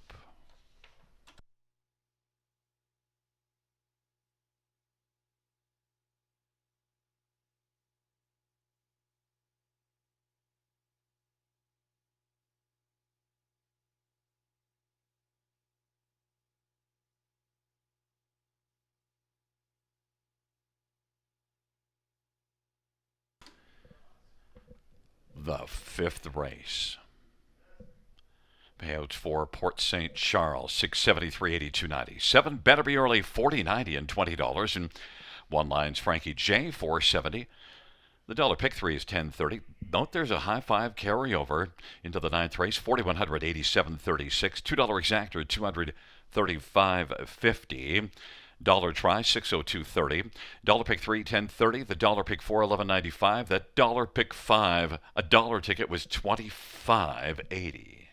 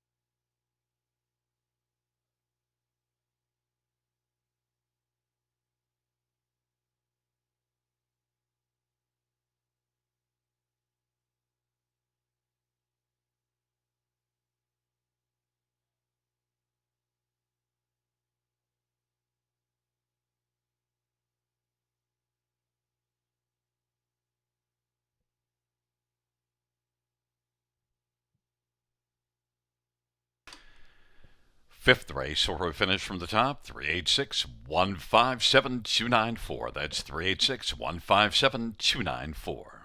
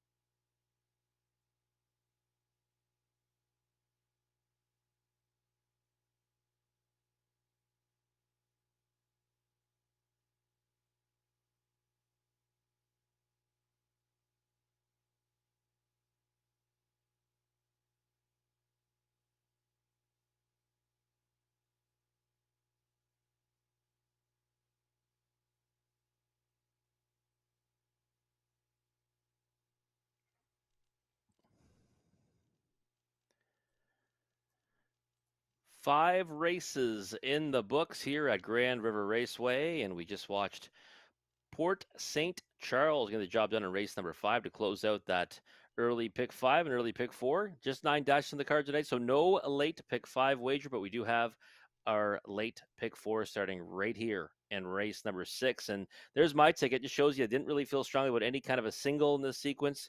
I don't like doing that. Kind of an ugly looking ticket for what I usually like to map out, but there it is nonetheless. 1 and 4 here in the opening leg. Vogue Blue Chip and the Jack of Diamonds, 2 deep here in race number 6. 4, 6, and 7 in the 7th race. Like Yoda Queen's chances getting back on a smaller surface, second or getting back on a regular rotation as well.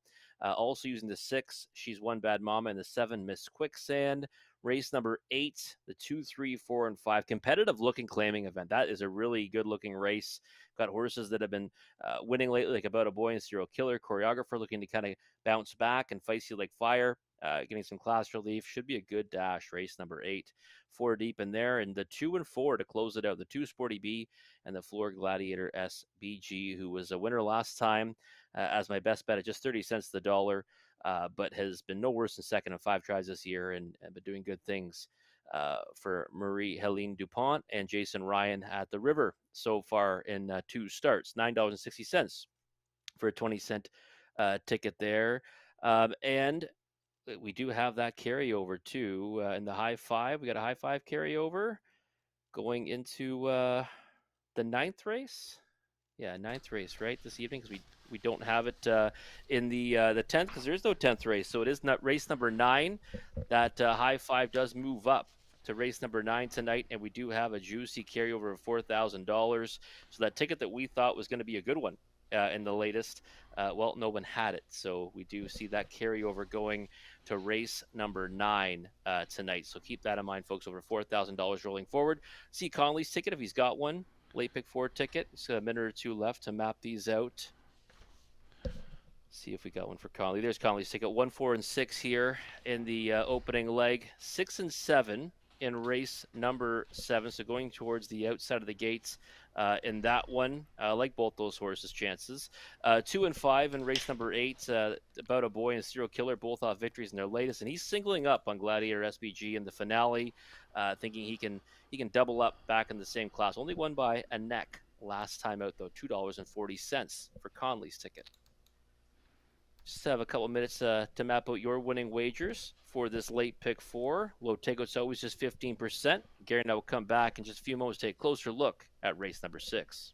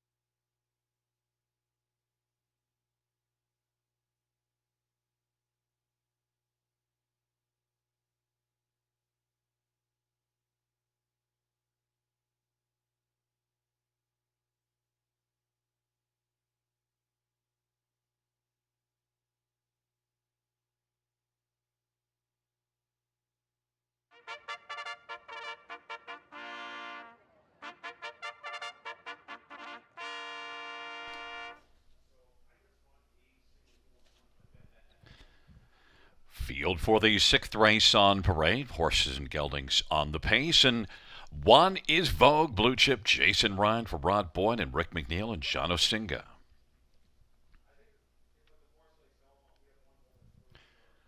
Number 2, Brookdale Thomas, Dale Spence for Ben Hollingsworth and Douglas Poley.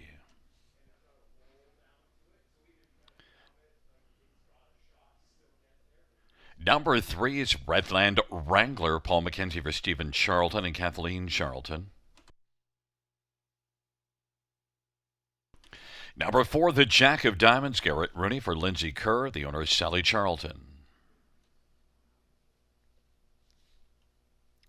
5 is Ace 44 Hawk, Steve Houdon drives and trains for Joe Montour.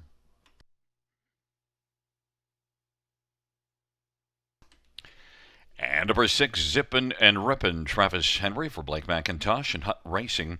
Field of 6, race number 6. Let's get to it. And now, Rob, the money has come in on Vogue Blue Chip, the one we both have on top.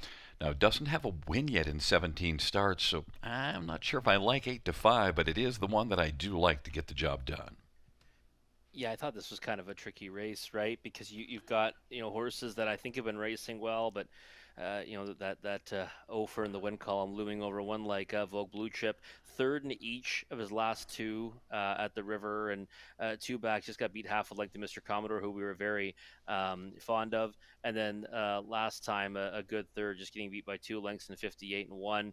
Obviously the mile two back, a much quicker one, and I think he's capable of more than what he showed last time out. So pole position, we know there's been success from there. Jason Ryan's having a great meet as well, and I put this one on top. Don't think he's alone by any stretch, but he was certainly the one I wanted to be involved in, mostly on the win position. Yeah, and look, I guess it stands to reason that the money came in there. I'm actually, I was kind of thinking that you might have been on the Jack of Diamonds. I very clearly thought about going to that one on top. I just think Vogue Blue Chip might have a little more overall speed, but it's Garrett Rooney and Lindsey Kerr. Yeah, and the Jack of Diamonds was one I was very fond of last time in Sarnia. I got the job done by a neck as a heavy favorite, but that effort two back, I was there live at Dresden Race, so I got to be there again this coming Monday. But June 16th, I was there for the final of the Mark Austin Memorial, and right about now was a strong winner, but this horse made a real nice wide move on the final turn. Horses don't typically do that over that surface, and he did well to get into second at 24 to 1. He caught my eye on that one, came back to win in Hiawatha. You can see he's got 5 top 2 finishes, Gary, in his last 6, and kind of trending in the right direction for Lindsey Kerr. So I think he's value right now at 5 to 2. It just depends how those miles stack up to one like Vogue Blue Chip, who's already been doing good things here at the River. Yeah, and just the numbers that Garrett Rooney and Lindsey Kerr have put up, that's very impressive. Look, how about number 6, Zippin' and Rippin'? 9 to 2 on the board, comes in off of a win at Kawartha and a very good start at Clinton. Yeah, the second at Clinton was a good effort. First over for quite a ways. Then got beat a neck to B3PO, horse that I've certainly used here and there, especially on the Bs. And last time out, that win at Kawartha at the odds-on status is one that you have to take notice of. I figured that he would kind of take less support of the 3 favorites in here. He is third choice right now at 9 to 2. Does have to work from the outermost post in the contest. That is only the 6th hole, but it's still the outermost post in the contest. And I think likely going to try to get forwardly placed off the gate. So third for me. Only going too deep in the multis with the Jack of Diamonds and Vogue Blue Chip, but recognizing this one does have a chance. And I think we're overdue for a bomb to come in, and we've had a pretty a decent run so far this meet of some horses and not being so overly chalky, but it's been a chalky night. Brookdale Thomas, a winner at Georgian 2 races ago. 3 good races before the last one. Yeah, I think that's what you have to do with him, right? Cross out his latest, just literally cross it off the page. Got beat by a wide margin, obviously significantly slower than his previous 2. It was a 1 second variant that night, so maybe just didn't like the surface, but was a winner before that at 14 to 1 and it hit the board in 3 straight. So I think he's got a big chance to rebound. Don't know if it's going to be good enough to win, but I think you have to use him in the exotics. Well, we're both on Vogue Blue Chip, and 6 to 5 on the board, even though 0 for 17 in the win column. Vogue Blue Chip. Brookdale Thomas on the inside, in the center, Redland Wrangler. The Jack of Diamonds, and to the outside, Ace 44 Hawk, and Zippin' and Rippin'. Field of 6. It's race number 6. And the field for the 6th race is approaching the start.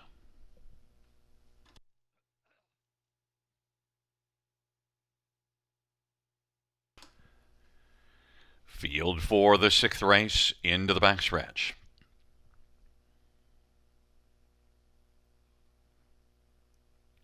Field for the 6th is at the start, and They're off. The Jack of Diamonds, Ace 44 Hog. Redland Wrangler is going to press on through on the inside as well, but it's the Jack of Diamonds who has now got the ace, and Redland Wrangler is second. Vogue Blue Chip third, and then it is Ace 44 Hawk to the outside. Brookdale Thomas and Zippin' and Rippin'. The Jack of Diamonds leads it in front by 2 1/4. Now Vogue Blue Chip is second. Racing still to the outside is Ace 44 Hawk. Then it is Redland Wrangler fourth on the inside. Then Brookdale Thomas and Zippin' and Rippin'. And as they race off the turn, 28-second opening quarter, it is Ace 44 Hawk and Steve Houdon who wants to come on and clear to the front and is going to do so. The Jack of Diamonds is racing position second. Vogue Blue Chip third. Brookdale Thomas now moves to the outside, first over. Then it is Redland Wrangler. Zippin' and Rippin' is on the outside, racing sixth. They head up to the half of a 28-second opening quarter. Ace 44 Hawk leads right now at 11-1. The Jack of Diamonds is second. Vogue Blue Chip is covered up on the inside. Brookdale Thomas to the outside, racing fourth. Zippin' and Rippin' and Redland Wrangler. And they head to 3/4 off that half of 57-1. Ace 44 Hawk and Steve Houdon has a lead of about 2 1/4 from the backfield. Zippin' and Rippin' now is starting to zip and is moved up. And Zippin' and Rippin' now is alongside the Jack of Diamonds, sharing second. That pair is both about 2 1/4 off the lead. Racing fourth, Vogue Blue Chip now comes out, has work to do, but now is kicked into high gear. Well back, Redline Wrangler and further to Brookdale Thomas, and now Zippin' and Rippin' has taken the lead and grabbed it from Ace 44 Hawk, but now Vogue Blue Chip is sent out 3 wide, 3/4, 126-3. Zippin' and Rippin', Vogue Blue Chip, on down the stretch route they come. Vogue Blue Chip now is drawn clear. Vogue Blue Chip and Zippin' and Rippin'. Vogue Blue Chip's going to win. Zippin' and Rippin' was second. Then third, Ace 44 Hawk and the Jack of Diamonds. Vogue Blue Chip, mile of 156 flat. Jason waited a while, but then made his presence felt late in the mile, Rob. Yeah, Jason gave a real slick steer there. I mean, it was on in the 3-hole, kind of got cemented on the cones for a bit, anyways. But I guess figuring, short field, there'll likely be some gaps in the turn for home, and there was able to slip out behind that nice first over rush by Zippin' and Rippin', and just was too much for them in the stretch. So, kind of a magician-like steer there, right? To kind of anticipate that's the way it was going to go, and maybe needed every bit of that trip, right? I mean, does win going away. But certainly, Jason keeps his horse as brave as can be until the stretch drive, and then obviously paces away in the final stages. And actually, Zippin' and Rippin', we want to keep a watch on that one because had plenty of zip and came from a bit off the pace and just got picked up by the favorite at 3-5 on the board. But it was a good effort by Zippin' and Rippin'. Yeah, it was a nice rush. Good move too, right? Obviously, didn't get forwardly placed off the gate, but when you've got a longer price horse on the engine, good time to kind of take your shot and rush them, and that's exactly what Travis Henry did. Got to the lead with Zippin' and Rippin', just couldn't hold off the late strides of Vogue Blue Chip, but it was a good second. 7-1 on that one, and one we should probably keep in mind for next time. He's now got three top two finishes as many starts this season. Yeah, and Ace 44 Hawk did stick around for third. Did all the work early, so at least gets a little bit rewarded. And look, without a top 3 finish in 7 starts, so now that might be a sign of improvement. Yeah, step in the right direction, right? We see that with horses, and then sometimes they can really make another leap next start, right? Open his lungs up on the engine too. I like that as well. You fade back to third, but done something he hasn't done in some time, not since last July. So one to watch for next time, Gary. It's a 1-6-5-4 top 4. And back in front of us is one Vogue Blue Chip, a 3-year-old batter's delight, being held by Rick McNeil and John Osinga. Rod Boyd, the trainer. Jason Ryans, the winning driver. And also note, happy birthday to Pauline Legacy. It's Pauline's birthday. Happy birthday to Pauline Legacy.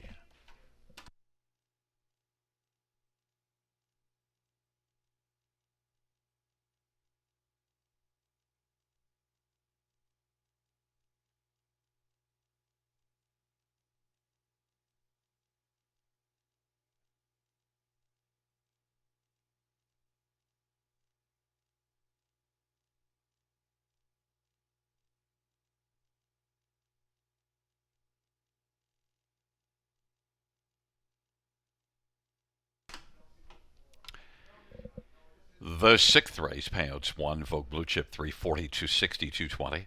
6 Zip It and Ribbon 640, 340. 5 Ace 44 Hawk 390.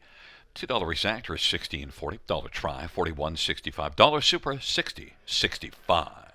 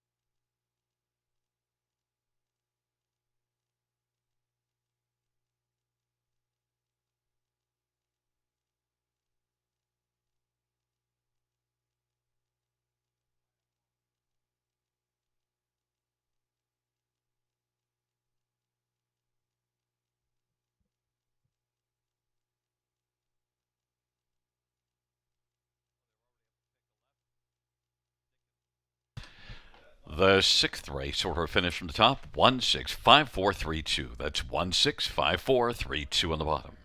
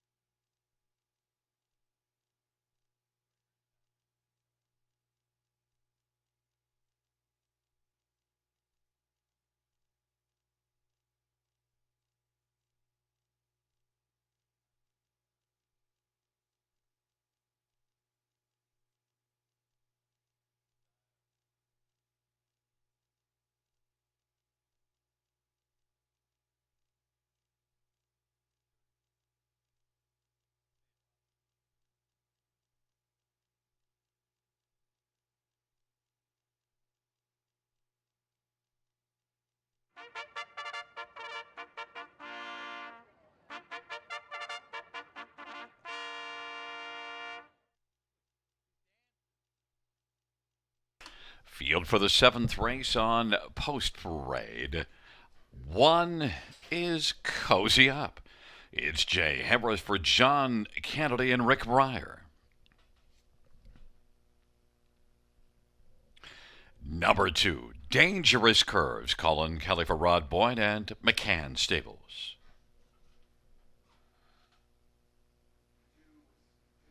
Number 3, Lola's Sunshine. Austin Sorry for Scott McNiven, Bradley McNiven, Thomas Broadhurst, and Bradley Douglas.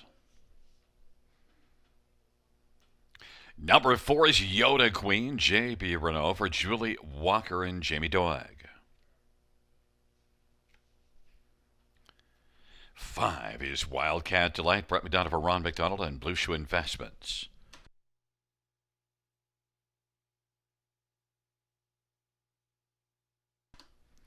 Number 6, she's One Bad Mama. Tyler Moore for Patrick Morris. Tyler drives and trains.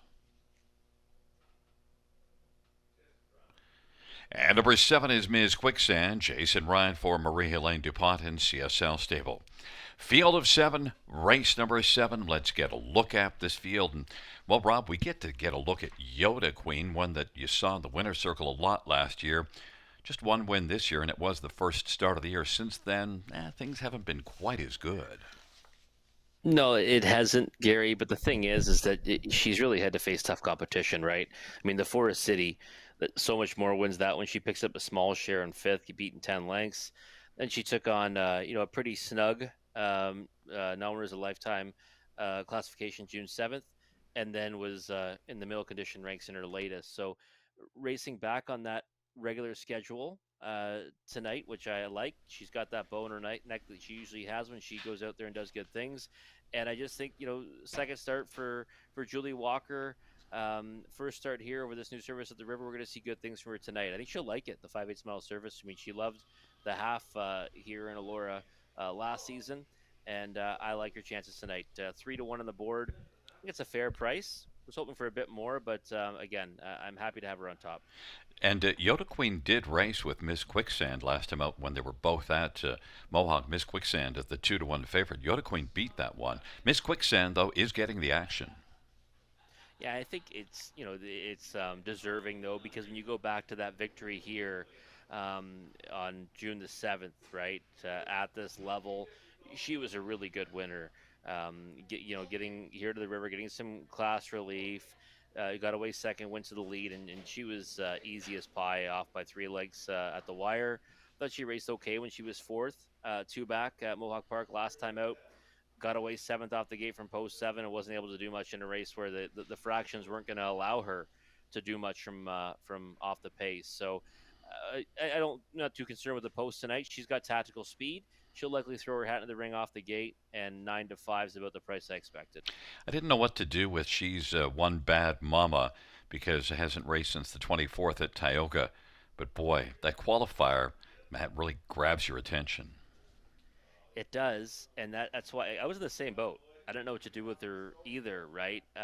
You look at the lines and you think, well, she should be competitive against this group. You look at the qualifier and say, wow, at 53-2, back half 56-1, get excited about it, think she should be right there with these. The only thing is, I would have liked to see, the horse that we liked in race number 5, Zero Fox, do a little better. I mean, she did beat that one by nearly 12 lengths. But I do believe in key qualifiers, right? So that was performance tonight. Kind of made me think her stock goes down a little bit here, but I still not enough that I don't think she hit the ticket. I think she should land somewhere on the ticket. First start for Tyler Moore. Has been having success with horses that he gets from south of the border, so we'll see what she can do tonight. Whatever equipment was broken during that qualifier, they should leave it exactly as it was broken. And number 5, Wildcat Delight. There's a classy mare that we often love. Good start last time out. Couldn't believe she was 15-1. We talk a lot about odds here at the river, right? And we got to take it with a grain of salt when we're talking about odds early in the betting sequence, because we know, significant wagers that come in late, money comes in late, can shift everything a lot. Now that was one that we thought was sitting at 12-1, and we'd see her drop, dramatically come post time. She went up to 15-1, and she was, a strong winner on the engine from post 7.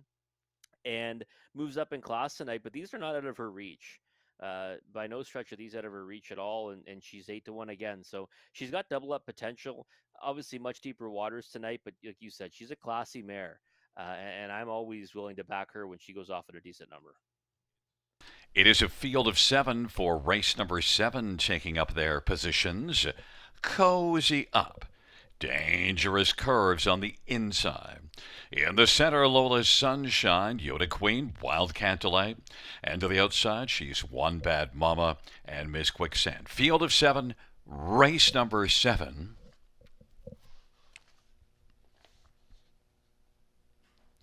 The fillies and mares for the 7th race on a fabulous Friday night here at the river are gathered in behind the gates and approaching the start.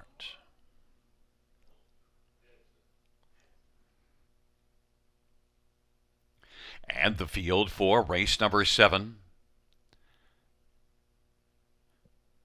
is at the start of the rough, and it is Wildcat Delay and Ms. Quicksand down to the inside. Yoda Queen, Dangerous Curves, and now Yoda Queen and Dangerous Curves dueled for the early lead. Dangerous Curves pressing through to the inside, parking out Yoda Queen, who took back and now is looking to squeeze into the pocket and is able to do so. Wildcat Delight third, then Ms. Quicksand and Cozy Up and Lola's Sunshine, and she's One Bad Mama's trailing the field. Dangerous Curves and Colin Kelly with the lead at 15-1. Yoda Queen 3-2 on the board is racing second. Then it is Wildcat Delight forwardly placed third. Ms. Quicksand now is going to move quickly to the outside. Then it is Cozy Up. Lola's Sunshine. She's One Bad Mama. Is Mama watching from a trailing spot. 26-2 with that opening quarter. Dangerous Curves put that fractions up and is leading on past the half, and halftime was 55-2, a 29-second second panel. Yoda Queen is second, racing third. Wildcat Delay. Ms. Quicksand to the outside now is moved up and taken over third. Wildcat Delay's fourth to the inside. Then Cozy Up, Lola's Sunshine. She's One Bad Mama. Dangerous Curves. Now the field is starting to come to Dangerous Curves a bit. Dangerous Curves, though, still has about 2 1/4. Ms. Quicksand is racing second on the outside, sharing second with Yoda Queen on the inside. Wildcat Delight is racing fourth. Now from the backfield, she's One Bad Mama's kicking in. Cozy Up is also coming in. Lola's Sunshine. Now it is Ms. Quicksand coming alongside Dangerous Curves. Ms. Quicksand with the lead, but it is She's One Bad Mama on the outside. 3/4, 124-1. Ms. Quicksand, she's One Bad Mama. Ms. Quicksand, she's One Bad Mama, and flying late Lola's Sunshine. Ms. Quicksand wins it. She's One Bad Mama second. Then it was Lola Sunshine and Wildcat Delight. 153-3. Ms. Quicksand was not moving in quicksand when she decided to make that quick move, Rob.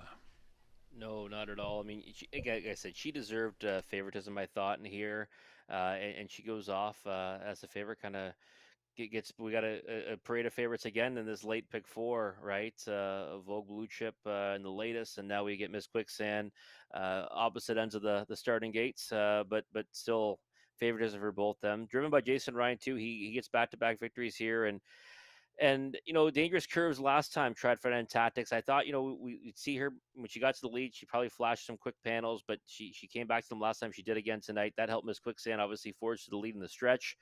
She's One Bad Mama, just couldn't sustain that move, right? I mean, made a big move from the back. Was wide on that last turn. Tough move to make here at the river, and I thought she was a decent second, but Miss Quicksand deserving of the victory. Yeah, and I said I didn't know what to make of She's One Bad Mama. I do know now that she's very good, because that was off the shelf a little bit. Qualifier was great, but certainly looks very fine. Yeah, she's one that we can probably come back to, right? You come in this off a qualifier, obviously a good one, 53. She goes, probably 53 again tonight, 53-4 or so, and a good second to Miss Quicksand at 5-1. So definitely one when racing back on a regular rotation we can get behind. And Lola Sunshine, although moved up in class, the form was there. Yeah, there was good form there, and she's always a consistent performer. I didn't have her in my top four tonight, but I've used her many times in the past, and she rounds out the try at 30-1. Wildcat Delight kind of got jammed up behind Yoda Queen. I thought race okay to be fourth, and she's one to watch for next time as well, especially if she drops down a level.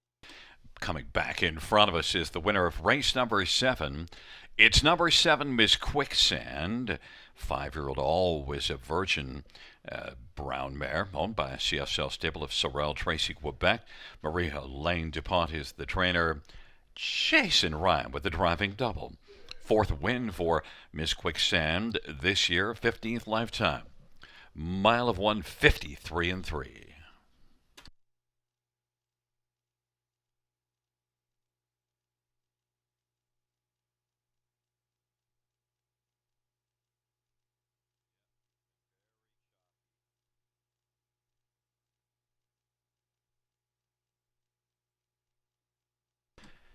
And trackside for the 7th race photo. Welcome to the Arthur Lions Club joining us this evening.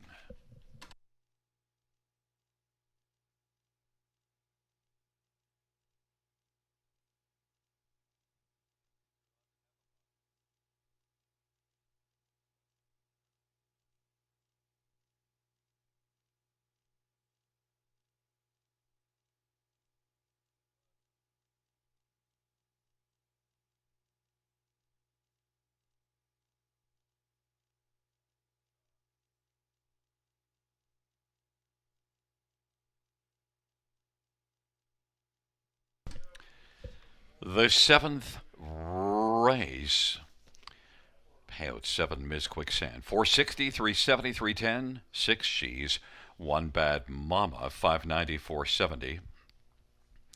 3 Lola Sunshine, 780. $2 Exactor, 27.70.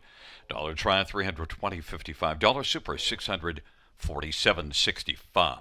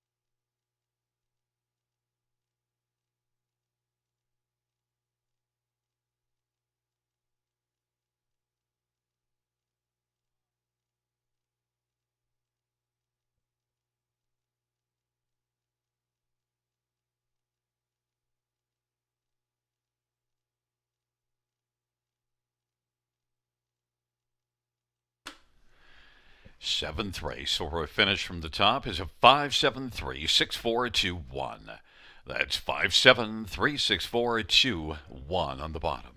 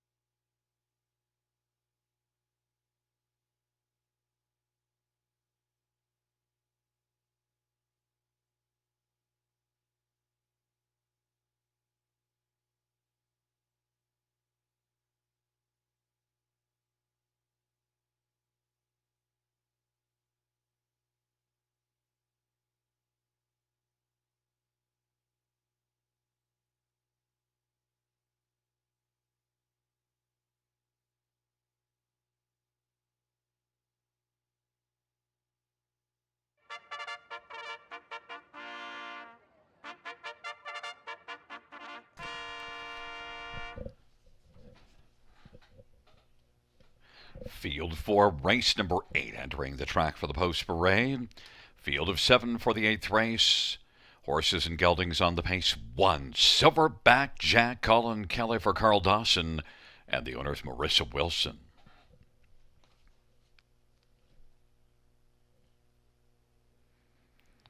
Number 2, About a Boy, Travis Henry for Ashley Lenvoy and Dana White. Number 3 is Feisty Like Fire, Jay Harris for Brett Lester and Rebecca Williamson. 4 is choreographer Scott Coulter for Scott West.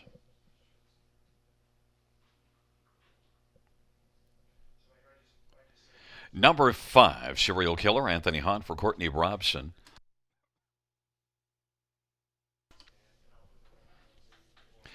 And number 6, Briggs, Garrett Rooney for Kathy Chikeen. Kathy shares in ownership with John Chikeen and trains. And number 7, Luxall Credit, Rob Jenkins Jr. drives and trains and partners in ownership with Jeffrey Kelly and William Burgess. Field of 7, race number 8. Let's get a look at this field. And Rob, your top one, choreographer, is where I originally went. I ended up changing my mind, but I tell you, choreographer is one that should fit extremely well here. Just the last couple races kind of scared me off a little bit, but still overall, I think he does stack up extremely well against About a Boy if you're looking at the bigger picture. I agree with you. It's exactly the way I look at it. Bigger picture, he's in with a big chance here because he's a classy veteran, right? 27 wins, 290,000 made, and more than capable of bouncing back with a better effort. He does his best work, forwardly placed or on the engine. And last time, faded back to 7th at Georgian Downs. Time before that, I liked his chances at Mohawk Park, and that pop-up constellation didn't work out after sitting a 2-hole trip, but was a good front-end winner at Kawartha Downs before that. So I'm hoping for more of an effort like that. I thought he might fly under the radar because you've got those recent victories for About a Boy and Serial Killer last time out, and that's what's happening right now in the odds at 8-1. Don't know if he goes off of that price, Gary, but I really think that he's worth a long look in here. A decent score down right now from Scott Coulter, getting reunited with that driver as well. He's had success for Scott in the past. And again, like you said, he's just one that stacks up well against this group, but he's got to find more this time out. Yeah, and I've seen it so much. Well, look at even last year, earned 71,000, 41 starts. But About a Boy right now is the hot horse and has the same post as the last couple, same class, maybe the same result.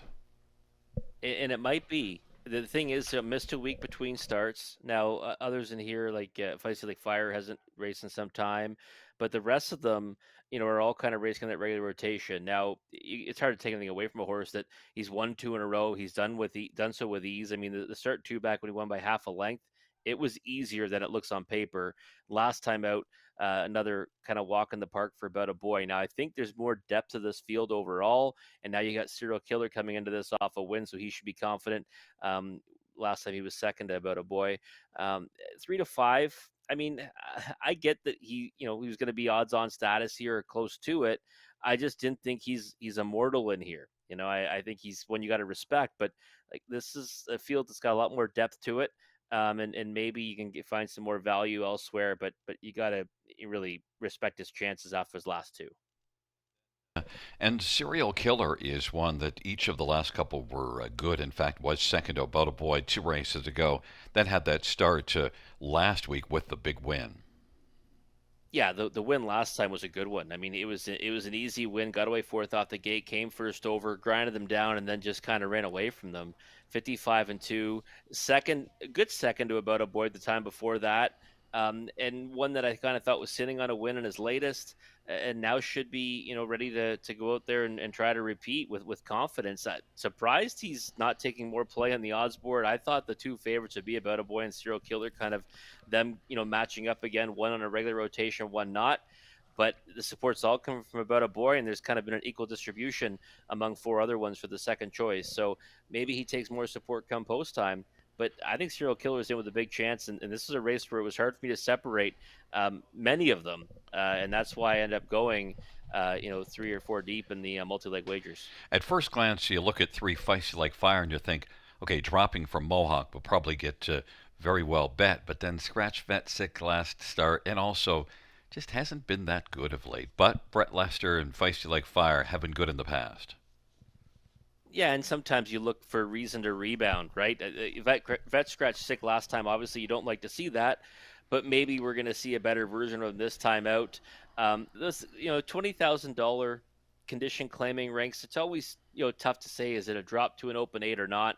Like I do think he was facing some pretty decent horses in those classes at Mohawk Park that would stack up reasonably well against this group. It's really the connections for me, right? Brett Lester, I've seen him turn horses around pretty quickly, and maybe if he was racing, a little bit sick going into his latest on June 6th, that maybe he needed to recover from that. So if he races better tonight, I think he'd be right there at the wire. 6-1 is probably a fair price. And I'll tell you, I'm going to be sick if Briggs comes up big in here because left from post 8 last race, raced really well. Kind of maybe an oversight value right now. It's a field of 7 for race number 8. And it is Silverback Jack, About a Boy on the inside. Feisty Like Fire, Choreographer, Serial Killer in the center. Briggs and Luxall Credit to the outside. Field of 7, 8th race, into the backstretch. They go. And the field for race number 8 is at the start of the rough, and Choreographer is going to come out dancing well early. Then Serial Killer and About a Boy is now moving up and is taking over second as third. Serial Killer, Silverback Jack is fourth. Then Feisty Like Fire and Briggs and Luxall Credit is trailing the field, and About a Boy wants the front and is going to clear to the lead. Choreographer is willing to race the pocket now. Silverback Jack third, then Serial Killer, Feisty Like Fire. Then it is Briggs, and Luxall Credit trails the field, and it is About a Boy who's leading about a length and a half right now over Choreographer. Silverback Jack is on the inside third, about 3 1/4 back of the leader. Serial Killer is positioned fourth. Then it is Feisty Like Fire, Briggs, and Luxall Credit. The field works their way up to the half of a 28-1 opening quarter, and it is About a Boy. 6-5 on the board has the lead. Choreographer dropped down to 2-1. Silverback Jack third. Now Serial Killer on the outside is gunning up closer. Feisty Like Fire follows Serial Killer, and Briggs is on the outside way back. Luxall Credit, and they head to 3/4. About a Boy still has the lead. That lead is about a length and a quarter.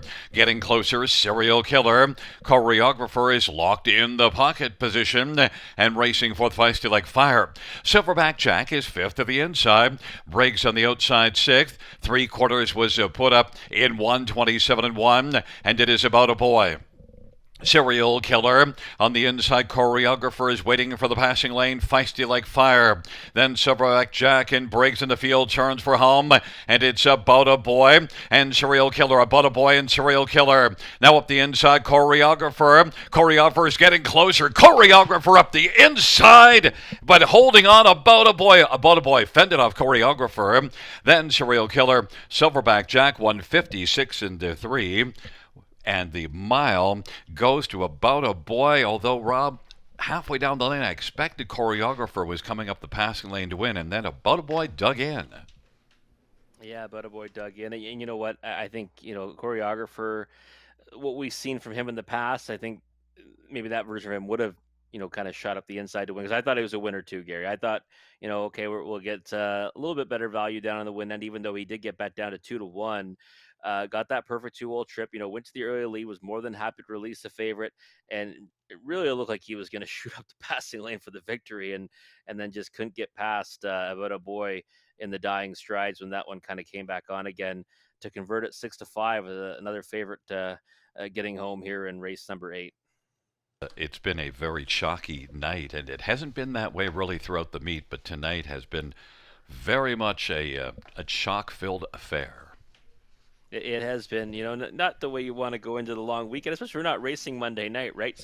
But hey, the good thing is we get to finish the card off with a bang, right? With that high 5 carryover into race 9, kind of a wide open event too. So that should be, maybe that'll kind of give us some big payouts to hang our hat on going into this long weekend. But yeah, listen, About a Boy. We said he might go out there and just control things throughout again. That's 3 in a row for him. I mean, he's done everything right. And I guess some might say 6 to 5 was an overlay. I just thought it was a field with more depth this time out. And the four that I kind of thought would be a part of it were the ones that made up the superfecta, just not in the order I expected. Just the top two reversed and really deep into the lane. I thought you had it nailed, but then About a Boy was able to fight back and fought off Choreographer up the inside to win it. And it is About a Boy, 10-year-old Dally Bay Gelding by Ashley Lenvoy and Dana White. Ashley Lenvoy, the trainer. Travis Henry, the winning driver, 5th win this year, 24th lifetime. About a Boy in 156 and 3.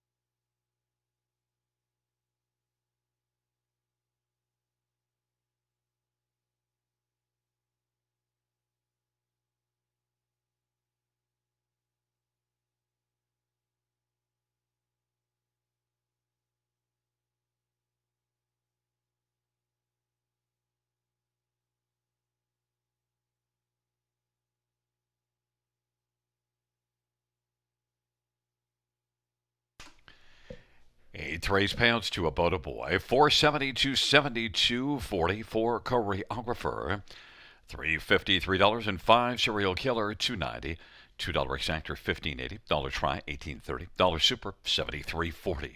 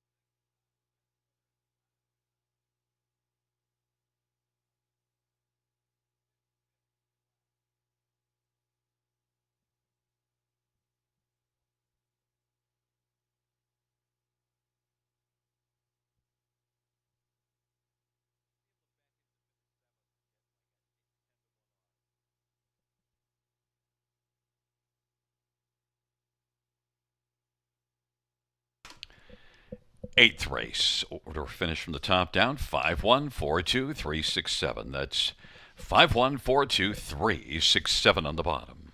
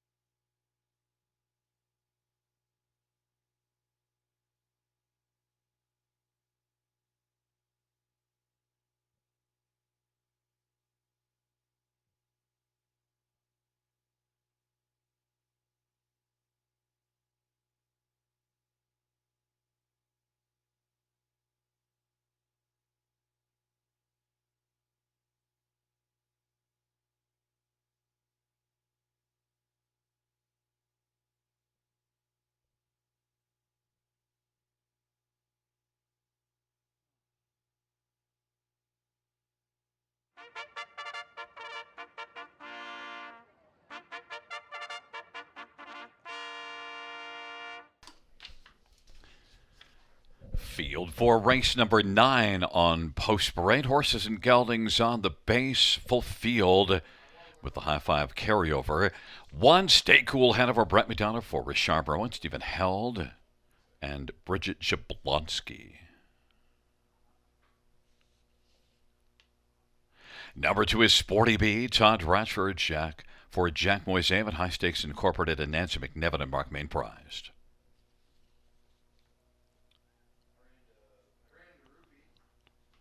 Number 3 is Magical Eloin. It's Travis Henry for Sean, Stacy, and David Lumsden.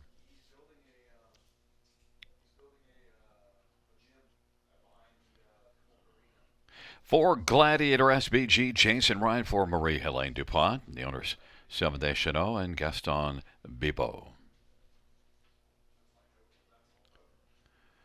Number 5 is Southwind Infusion Austin Sorry for Ashley Lenvoy, the owner is Gino Toscani. Number 6, The Dark Panther, Colin Keller for Ken Duncan and Emma Duncan and Jen Lucier. Number 7 is Sweet Alex, J.B. Renault for Julie Walker and Overseas Farm and Karen Murphy. Number 8, Lead Sealster, Jay Harris for Anthony Beaton and Mac and Carol Nickel.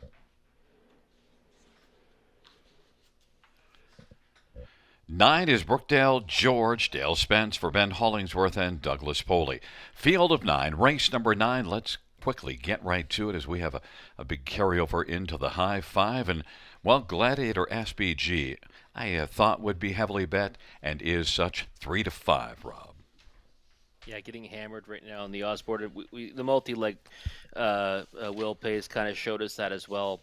And again, he's deserving of support in here. I think it's kind of a more wide open event on paper than it might look initially, because this horse last time out held on by a neck, kind of put up the invisible shield in the late stages, had to rebuff a challenge, and then had to hold on again at the wire at 30 cents the dollar. I loved him in that effort because the start before that kind of got jammed up, backed up on the turn, and still fought on nicely against Onyx Bivino to be second, beating a neck. So he's done nothing wrong this season. 5 top 2 finishes in 5 starts, 4 victories over that span. Looks good on the track right now. But, in this kind of a high 5 carryover situation, Gary, you want to look towards maybe some price players, and right now he's 1-2. So you either have to put him on top and try to get some price underneath, or maybe you go searching. Again, I think 1-2 might be a bit short on him. Well, and the one that we thought after the A position, Gladiator SBG, in the B spot, we put Sporty B, 3 run-up finishes in the past 4 starts. Yeah, just 1 career victory, but hits the board with frequency. Well, this year he's got 3 runner-up tries and 6 starts. Last year hit the board 2 of just 4. So obviously has some issues last season, just 4 outings. And a horse that I think, his racing style is kind of a closing one, but he should be close enough tonight to put him into the mix against this group. And I think he fits in nicely in this spot. He's 8-1 on the board right now, and one that I think you have to use in the high 5, and maybe that's an overlay on him as well. I think the one that might be interesting, Stay Cool Hanover, had post 6 last race, got away 4th, but you also see this one blasting to the front at Mohawk from post 7, May the 31st. Yeah, I think maybe the winning time last time is kind of having people shy away from him at 6-1 right now, 57-4 versus the 53-2 Gladiator SBG. But I don't really put too much into time, especially considering, like you said, those Mohawk Park efforts were good ones, right? Only missed by a head to Lotto Max, and has now been second or better in 3 of his last 4. It's just that one clunker kind of in between there, and we said last time we're going to forgive him for that. So he moves up in class, but it's not a big jump up in class, and I think he's value on the board right now at 6-1. He'll likely be a part of it early from the pole position, and I'd be playing him towards the upper end of the high 5, and if he ever wins it, it'll put some serious value on the ticket. I don't know what to do with 3 Magical Eloin. I didn't use that one because it's been off a while, but you do see some nice flashes. Yeah, I've seen some good things from this horse. Obviously in those 5 starts last year, 2 starts this year didn't really show much, and now has missed time again. Significant time coming into this, so you're kind of guessing, right? You have to go on what you think he's capable of, And if he ever unleashed his best, then he could come out on top against this group. So 13-1, got to use him in the high five, but might be one you have to watch for next time for a win ticket. And Southwind Infusion, I think somewhere on the top 5 has to be Ashley Lenvoy. She's having a great year. Yeah, and you know what's interesting, Gary? I was looking at this horse more and more, and like chasing St. Lad's Criminal in each of his last two, right? Was on the lead actually two back last time chasing that one. It's a big drop down in class for him, right? He moves down one notch, but you get away from one like St. Lad's Criminal. 14-1 is a serious value player, and I think he's one you got to use everywhere in the high five, maybe with a win ticket as well. I thought he would take more support than he's getting right now. It's a big number on the odds board. Well, it's been a kind of a chalky night. Gladiator SBG is 1-2. We'll see if it finishes out that way. Stay Cool ahead of our Sporty B, Magical Leloine on the inside.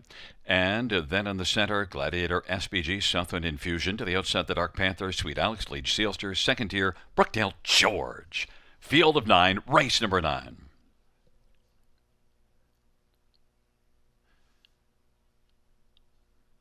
Field for the 9th race is at the start on the rough, and Gladiator SBG, Stay Cool ahead of her on the inside. Southwind Infusion now second. Gladiator SBG puts in a few rough steps there and is taken back, and Sporty B is racing third. Magical Leoin is racing fourth, and then Gladiator SBG now is steadied and is fifth along to the inside. Leach Sealster back racing sixth as the field works off the turn. Then it is back further to the Dark Panther as the field works their way on past us and heading up towards the 3/8. And then further back we have Sweet Alex, but they roll their way on past us, and it is Stay Cool ahead of her at the front. Sporty B now is challenging Stay Cool ahead of her. Southwind Infusion third, and then moving to the outside, Gladiator SBG off a 27-second opening quarter. Still fourth, though, is Magical Leoin, and Gladiator SBG is struggling on the outside fifth, and is about 7 or 8 off the lead. Then Brookdale George, and then it is Leach Sealster back to the Dark Panther and Sweet Alex. They race on down the backstretch. Stay Cool ahead of her at 8-1. Now getting some urging in. Gladiator SBG is now starting to march and is out 3 wide, and now is coming on. And also coming with that one is Brookdale George from the backfield. They head to 3/4, and it is Stay Cool ahead of her. Gladiator SBG trying to grab second and take it from Southwind Infusion, who's popped out of the pocket right now. Stay Cool ahead of her, Southwind Infusion. Gladiator SBG is racing third. Magical Leoin on the inside. Then Sporty B, and as they come for home, Brookdale George, but now with the late lead is Southwind Infusion. Southwind Infusion, Stay Cool ahead of her. Gladiator SBG, but Southwind Infusion's going to win it. Then second, it appeared to be Stay Cool ahead of her. Gladiator SBG was charging, and then Magical Leoin and Brookdale George. Mile of 1:53.2, Southwind Infusion.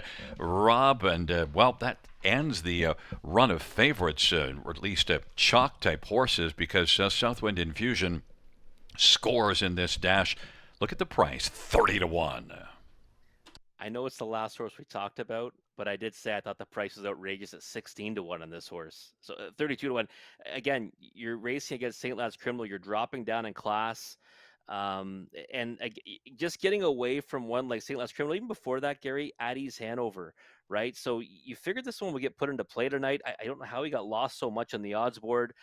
We knew Gladiator SBG would take all the support. He did. And something went amiss for him early on, but he ended up racing, pretty well, all things considered, to get in a photo for second there. But this horse is a monstrous overlay. He really is. Yeah, and I thought Gladiator BG seemed to be fighting something, though. He was kind of not settled very much. Yeah, it was he off the gate. I mean, he kind of got steppy. On the turn, he got steppy. He was trying to go forward. He had to get regathered up. I mean, Jason Ryan did a great job just to kind of keep him in contention. And I thought he raced, pretty well, all things, considered. Maybe there'll be some tinkering with him next time. He'll come back and we'll see the better version of him that we saw in his previous two. And I used Southwind Infusion as my third one, so that's why I'm shocked at the 30-1, because I just had the only two I had above that was Gladiator SBG and Sporty B. And you have to go to Ashley Lenvoy somewhere in the top 3, I think. Yeah, well, exactly. That's why I don't understand how this horse got so lost in the odds board. I really don't. Like, I know I had this horse picked for fifth last one we talked about, but he'd been racing better to than 30 to 1, right? He deserved a better shake than that. But in any event, this high five, you get a 2 to 5 split down to third. This should pay pretty well. It's 51439. And back in front of us is number 5, Southwind Infusion, 3-year-old Always Be Mickey Bay gelding up by Gino Toscani, trained by Ashley Lenvoy. Austin Sorey, the winning driver. It's the 4th win this year for Southwind Infusion, 153-2.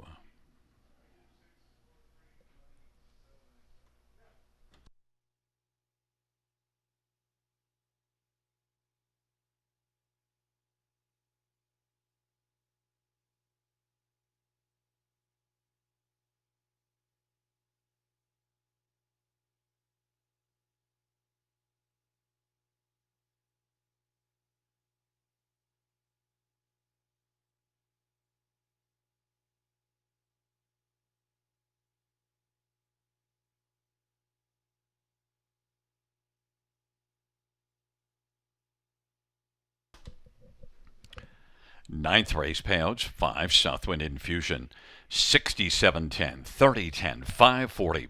1 Stay Cool Hanover, $73. 4 Gladiator SBG, $230.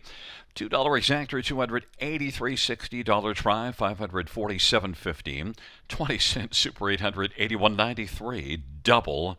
Well, we'll give you the double in a moment. How about the dollar pick 3, $349.30. Dollar pick 4, $540.55. Dollar high 5, $6,677. That 20-cent high 5 was $1,335.40.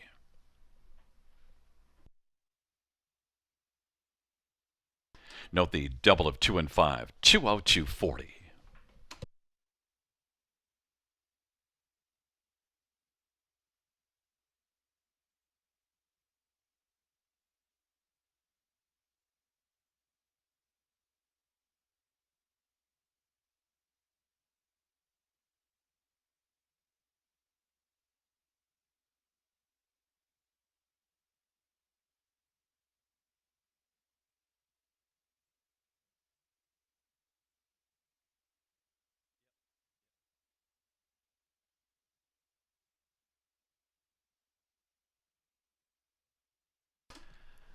The ninth race order finish from the top, 264-318-795. That's 264-318-795 on the bottom. Well, fans, that concludes the live harness racing program for this Friday evening. Note no racing this coming Monday, but there is action next Wednesday evening with a first dash of 6:30 p.m. Buenas noches, amigos. Good night, everybody. Good night, Casey.